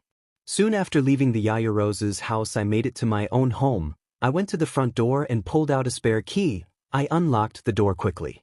I'm HOO, I shouted into my dark house. I walked into the house turning on the lights. 𝗵𝗃 there? No response. I walked into the kitchen and turned on the lights. She wasn't there. Could she have left home? I then walked to my room and turned on the light. What awaited me was unpleasant. My room was cold and everything was shredded to bits. What the F happened here? I questioned as I grabbed my bed sheets and moved them because there was lettering beneath them. "You will die." Those 3 words were written in BLD upon my bed. Wait, where the F is? I was worried for her safety since this could be her BLD. I rushed out of my room and tried to open her room. The door wouldn't budge, so I slammed into the door with all of my might. It came off of its hinges and blasted off to the other wall. Her room was frozen over with thick coatings of ice, but there was something else wrong with it. There was a corner of the room that hadn't been frozen over at all, so I walked over to the corner. With each step I took broke the ice under my feet, impaling myself with the shards. But I didn't care. The corner of the room looked suspicious, so there is most likely a clue as to where my mother is, I thought the entire time I walked. I was finally in the corner when I saw a note that was covered in dry BLD. I picked up the note fearing the worst. It read, "If you want to save your mother, go to the abandoned area of the Hosu ward, Tamura Shigaraki." Why the F does this happen to me? I said aloud, not expecting a response, but that was exactly what I got. "I don't know why you swear so much, but you should stop it," said an unknown voice coming from in front of me. I raised my guard, prepared to fight whoever was in the room with me, so I turned around and scanned the room, but there was nothing there. "What in the flying F was that?" I said in English. I felt hot breath running down my neck, so I did a complete 180 and saw nothing there. "Right behind you," a voice rang out from behind me. I felt pain in my lower back and the trickle of a warm liquid down it. I punched the space behind me and engulfed the room in a huge torrent of wind that would surely knock anything against the walls. I heard the thud of a person against the farthest wall, so I turned around to see a pitch-black boy. "What are y-?" I stopped speaking when he started to turn into liquid. Once the boy was completely liquefied, I went to my bathroom and tended to my wound. I took off my shirt and took out some gauze from my bathroom mirror. Thank God I thought about cutting myself. That may sound morbid, but I would have never been able to wrap myself up. Once I finished wrapping the wound, I put my shirt back on and headed to the abandoned portion of Hosu. "Don't worry, Mom." After an hour of riding the train to Hosu, I made it. Now to get to the abandoned portion, I have to go left from the train station. I didn't know which way to go, so I just FD it and went to the left of the train station. I powered up my quirk and took large jumps. I started to notice the severe degradation of the buildings around me, so I took to the rooftops to see my surroundings better. I scanned the buildings around me when I felt the presence from earlier. I raised my guard as soon as I felt the air become colder and the shadows got darker. I heard slow clapping come from above me. My head whipped towards the sound. What I saw didn't surprise me. It was Todoroki, and he had my mother, third person, *clap***, *clap***. "Good job on finding where we were, Izuku, and for that you deserve a standing ovation." Todoroki bowed. The sound of clapping resounded throughout the rooftop. Multiple figures came out of the shadows of the building. The League of Villains. What can they possibly be here for? Izuku thought. "You know that you want to defeat me with 28 people? It's gonna take a literal army to stop me," Izuku said cockily. "Of course it'll take an army to take you down, but guess what? You miscounted." Todoroki said ecstatically. "What do you mean? There's only 8 people here including you." Izuku's brain was racked with the thought of another person being here. "Andrew Midoriya, would you mind stepping out of the shadows?" Todoroki instructed. "Hey kid." The figure stepped out into the light. It was Izuku's father, whom he feared. "It's been way too long since I've seen you," Andrew said. "And no, you can't be here. This has got to be a J joke or something," Izuku said as he held his now head. "Toga, you gave him that serum, right?" asked a villain with purple stitches. Toga nodded. "Yeah, I did. He should be joining us pretty soon." Toga held her now blushing face. "Anyways, I'm gonna kick all of your now," Izuku said as he powered up his quirk to go after Todoroki first. He jumped at 𝗧𝗪𝗧 only to be knocked back into it by someone. He stood up but was sent right back down by a fist to his back. The figure now stood on top of him, exerting lots of power. "Tisk. I guess he will never learn," said the figure who stood on Izuku's back. "Haha, I win, Izuku." This caused Izuku to divert his attention from his father to Todoroki, who was now holding a sword made out of ice. "Your mother will now pay for your mistakes." He swung the sword in his hand at Midoriya. Izuku's POV. I shouted as Todoroki brought the sword down upon her. I was furious, far beyond the capabilities of a normal human. No, he tried taking Momo away, but ultimately lost. But if he takes my mom's life, I will go to the ends of the earth to destroy him and everyone here, I angrily thought.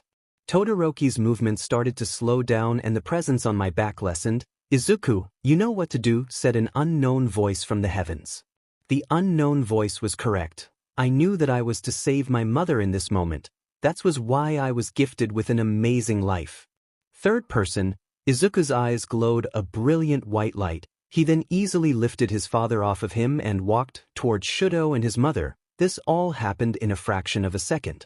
Izuku was right on top of Todoroki when he put his hand on Shudo's shoulder. Izuku pushed Shudo to the side slightly, yet he was sent towards the way to get to the roof. Izuku then picked up his mother and took her to another building. He left her with his phone as he was meant to clash with his rival for the final time today. He made it to where he was pinned to the ground by his father. When his eyes stopped glowing an ethereal white, he was back to normal. He cleared his throat and spoke, "Come and get me." Everyone stood still. "What are you doing standing there? Go get the goddamn bee!" shouted the now recovered Todoroki. The first person to come at him was a man with a black and gray bodysuit on, accompanied by Izuku's father. Andrew sent a punch towards Izuku's torso, but he connected with nothing but air. Because Izuku dodged, the man in the black bodysuit was suddenly knocked out by Izuku, which caused the nearest Andrew to melt. "Next time, don't be so predictable," Izuku said smugly. A wave of blue and red fire was sent at him by the villain with the stitches on him and Shudo. Izuku took in a deep breath and cupped his hands together. He then unleashed all the wind at the fire, which blew it out and through the Todoroki brothers' back. Izuku then appeared in front of the stitched villain and knocked him out with a decisive blow to the 𝗧𝗍𝗧. The next three to come at him were the villain that lurked in the shadows along with Toga and Tamura. "I want to see this world swallowed by darkness," said the Abyss Walker that was now behind Izuku. The man tried doing what he did earlier to Izuku. "Boy, was that a mistake." Izuku turned around in an instant and flicked the man off of the rooftop. Tamura was directly behind Izuku with his hand outstretched when Toga suddenly tackled Tamura to the ground. "What in the absolute hell are you doing, you freak?" shouted Tamura. "You can't just hurt my Izuku that easily," hand-manned Toga retorted. If you guys would stop bickering." They turned their attention towards me. Izuku powered up a slap which when released would knock their heads into the ground, knocking them out easily. It happened exactly like Izuku thought it would. "There we go, the trash is dealt with. Now, I want you two to come at me with everything you got." Izuku was talking to the real version of his dad and Shudo. Shudo sent a wave of fire and ice towards Izuku. Izuku stood there until the moment where it would hit him. He parried it at the last moment right back at Todoroki. The ice splintered and traveled back to Todoroki, hitting him in the face and knocking him out. "Way too easy," Izuku stated. "Well son, be prepared. I won't be going easy on you," the real Andrew claimed. "Of course, it would be great to see if I surpass the only other person that holds my quirk," Izuku calmly said. Both father and son took fighting positions. They stayed in their positions until Andrew appeared in front of Izuku in the blink of an eye. What the F-? Izuku was punched into the air with the point of contact being his solar plexus. "Tut, tut, language my boy," said Andrew, who was still on the roof. Andrew then easily jumped to Izuku's height, which was thousands of feet in the air. He brought his fists above his head and cupped them together. Andrew then brought his hands down upon Izuku. Izuku was sent spiraling into the ground at an insane rate. When he made contact with the ground, Izuku created a crater that was a mile wide in every direction. Andrew landed after Izuku and went over to here. He landed. Andrew dug into the rubble until he spotted a tuft of green hair. He then punched through the rubble and grabbed Izuku's arm, easily hoisting him out of the rubble and putting him over his head. Izuku was battered and broken. His arms were pointing in multiple different ways. His shirt was torn off, revealing that his torso was cut everywhere and bleeding. He was also faintly breathing, and his heartbeat was severely weaker. "You talked all that, yet you went down easier than a fly getting hit by a swatter." He tossed Izuku to the side. "Now it's finally time to put an end to your mother," Andrew said as he started to walk off. "And no, I won't let you just walk away," said Izuku as he rose from the ground. "I will protect her even if it means that I have to draw my last breath to do so." "Okay." Andrew appeared in front of Izuku readying a punch. Izuku's eyes widened at the fist. Then Andrew released his fist in Izuku's direction. It was a punch that could take down All Might. Every single building behind Izuku was completely devastated by the sheer amount of wind power. That was amazing, kid. "I knew you were holding out on me," said Andrew. Izuku was behind him, his fist going straight through his father's 𝗧𝗍𝗧. Andrew's 𝗧𝗍 spewed blood from every possible direction. He slumped down after he drew his final breath. "I know I am, that's why I'm becoming a hero," Izuku said to the now lifeless corpse of Andrew. Izuku brought his fist back to his side. The entire arm was coated in blood. That was excessive, but it had to be done, Izuku said as he limped towards where the rest of the League of Villains and his mother were. It was completely untouched by Izuku and Andrew, so both sides were safe, except Izuku. Obviously, he had just killed for the first time in his life. Izuku knew that killing people was bad like any other person, but he was doing it to save tons of lives. He knew this but was still upset over the thought of having to take another person's life. But deep down, an animalistic side of Izuku was happy that his first ever kill was the man that had tormented him in his early childhood and more recently. Izuku's legs gave out beneath him because of all the damage caused to them by Andrew. He fell on his knees. "Guess I'm going down. If I die, I'll be seeing you in hell, Andrew." Izuku completely crashed into the ground as his vision faded. He said one last thing. "I'm really sorry about this, Momo, but I may have to leave this world behind." Izuku finally blacked out. A helicopter was flying overhead of Izuku and the wreckage that was around him the entire time. Momo POV.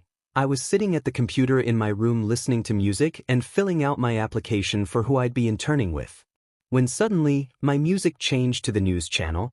Breaking news, a newswoman started to say, "I am here above downtown Hosu, where a fight between a green-haired boy and a group of villains has started. We've already ***boom***. What just happened?" shouted the newscaster. The feed was shaky and pointing at the helicopter's floor. "Tim, are you seeing this?" asked the newscaster as Tim the cameraman pointed the camera at the carnage that happened in an instant. I wanted to look away from the scene, for who was there made my heart sink. Izuku was embedded into the ground with a figure standing over him.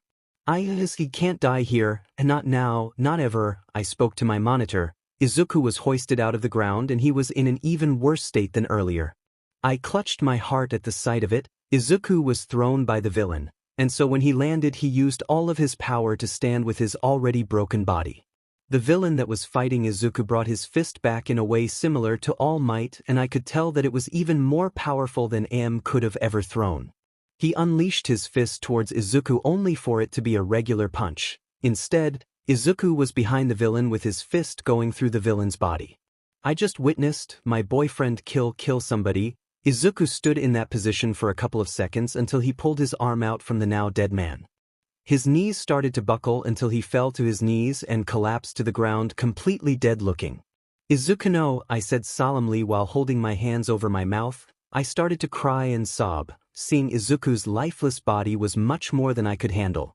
That's when I heard the front door open and my father greet someone that I didn't want to hear for a long time. It was Todoroki. "Good evening, Atlas," Todoroki said. "What are you doing here? Shouldn't you be helping the League of Villains kill Izuku?" It was currently 8 p.m. and my mom should be awake. Are my dad and Todoroki a part of the League of Villains? I thought out loud. Shouldn't they be quieter? I thought as I listened to them some more. I was helping them obviously, but that demon Izuku beat me. Good thing that Andrew can take him on, or he might have won. You idiot. Izuku did win, he killed Andrew. Now the boss is gonna kill both of us. My father said. I can't believe it, my dad works with the League. I said a little bit too loud. Damn it, she can hear us, said my dad. 2 sets of footsteps came up the stairs. I stood up from my seat as quickly as I could and went over to the window. I created a hammer as quickly as I could and broke open the window as the duo opened my door. I had to jump out of the window and off the cliff before they could get me. Stop, shouted my dad, but it was too late. I jumped out of my window as the ice covered it and off of the cliff. Mid-air I created a parachute so that I could fall safely and run away. I knew where I wanted to go, and it was to Hosu General Hospital, where Izuku would be if he was alive. Time skip. After a few hours of running I had made it to the one place where Izuku could be. Hosu General Ward. Since it was on the outskirts of the abandoned portion of Hosu, then it would make sense for the closest hospital to take him in. I pushed open the doors of the ER and walked up to the receptionist there. Excuse me, miss, the receptionist looked at me. Is Izuku Midoriya being held in this hospital? She looked at me with a confused face. Isn't he the boy that was horribly injured by a villain today? My heart sank as I nodded. Hold on, let me check the records. She got up from her chair and headed into the back. After a couple of minutes she came out. Izuku Midoriya is currently in surgery right now. Do you have any idea when he'll be out? I was clearly distressed. The receptionist shook her head. But you can wait for him if you'd like, she said, trying to cheer me up. 'Cause I know he'll be good as new after he's done. I guess you're right, thank you. I went to go sit down in a fairly deserted waiting room, and so I waited for hours. I witnessed the receptionist change once, until a nurse came and tapped me on the shoulder to wake me up. I groaned as I woke up unexpectedly. Excuse me, miss, but 𝗧𝗵𝗲 is out of surgery. I woke up and stood as steadily as I could. Can you take me to him? I tried to sound as normal as I could. She nodded. I was led down multiple corridors and went up 2 flights of stairs until we came to his door. He has visitors in there, she said. To be frank, my curiosity was piqued. I opened the door to the room and took small steps. I walked around the corner and saw 2 people, one that was all might, and the other was a green-haired woman that I had never met before.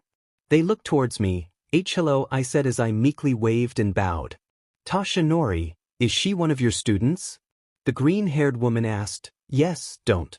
You think it's rude to not introduce yourself? 𝗧𝗵𝗃 directed towards me in a polite manner. Sorry, I'm 𝗧𝗵𝗃. I've known Izuku for a while now. The green-haired woman pat the empty seat next to her. Sit down. She ordered as politely as she could. I sat down next to her and looked at Izuku.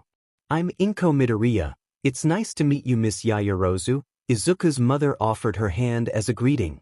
I took it and shook her hand. Sodos, my boy, have friends? Inko asked as she kept shaking my hand. Yeah. He has plenty of great friends, except Katsuki. I mumbled that last part. 𝗵𝗃𝗄𝗃 asked without words. And nothing. I said quickly, but it sounds like you said Katsuki. I dug a hole way too deep. I said nothing, Miss 𝗵𝗃. I let go of her hand and shook both out in front of me. Okay, whatever you say, but will you tell me one thing? She said as she lowered her voice. I nodded and she continued, Are you the girl Izuku talks about a lot?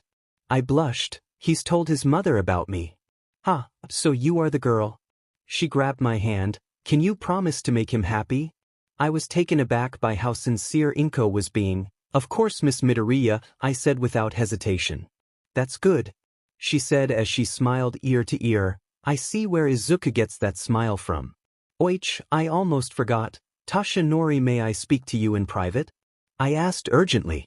He got up from his seat and waved for me to follow. He took me out into the hallway. What is it, young 𝗧𝗵𝗃? It's about the League of Villains. He closed his hand tightly. Go on, he said through grit teeth. I'm sure that Izuku was attacked by Todoroki and his own dad. If so, then that means Todoroki is part of the League. 𝗧𝗵𝗃 sighed and transformed into All Might for a small second before coughing up BLD. I quickly created a rag to clean up the BLD. Thank you, young 𝗧𝗵𝗃. I'll alert the principal about this so he can come up with an idea. In the meantime, how about you go back home, seeing as how I have to stay with Inko while young Izuku is in the hospital? No. 𝗧𝗵𝗃 leaned back. I was going to tell you that Todoroki came to my house today and that my father is also a part of the League.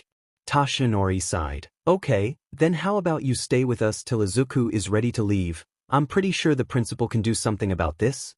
He opened the door and I headed in first. He followed in pursuit. 1 hour later, 𝗧𝗵𝗃 POV. I waited for Inko and 𝗧𝗵𝗃 to fall asleep before I pulled out my phone and headed into the hallway. I dialed the principal. All Might. Why are you calling me at this time of night? The mouse-like principal said. It's about what happened today. I believe we should create dorms for the students so that they're safer. I spoke my mind a lot. Okay, I'll arrange for that to happen tomorrow. In the meantime, you should get sleep, All Might. The principal cared for his teacher's well-being, which was odd for someone who had such a traumatic past. One more thing, sir. According to Miss 𝗧𝗵𝗃, Shudo Todoroki is affiliated with the League of Villains. Very interesting. I'll try to look into it. Now get some rest. It's almost midnight. Got it, sir. I hung up the phone and went back into the room. I took one step in and looked in front of me. I sighed. 𝗧𝗵𝗃 was in front of me, blocking my path. Young 𝗧𝗵𝗃, why aren't you sleeping? I asked her. I heard the door open, so I thought there was a villain coming to take him again. She was dry sobbing as she tried to speak. I was walking towards her as she spoke while looking at the ground. I wrapped my arms around her and pat her back. He's gonna be all right. I won't let anything happen to Izuku.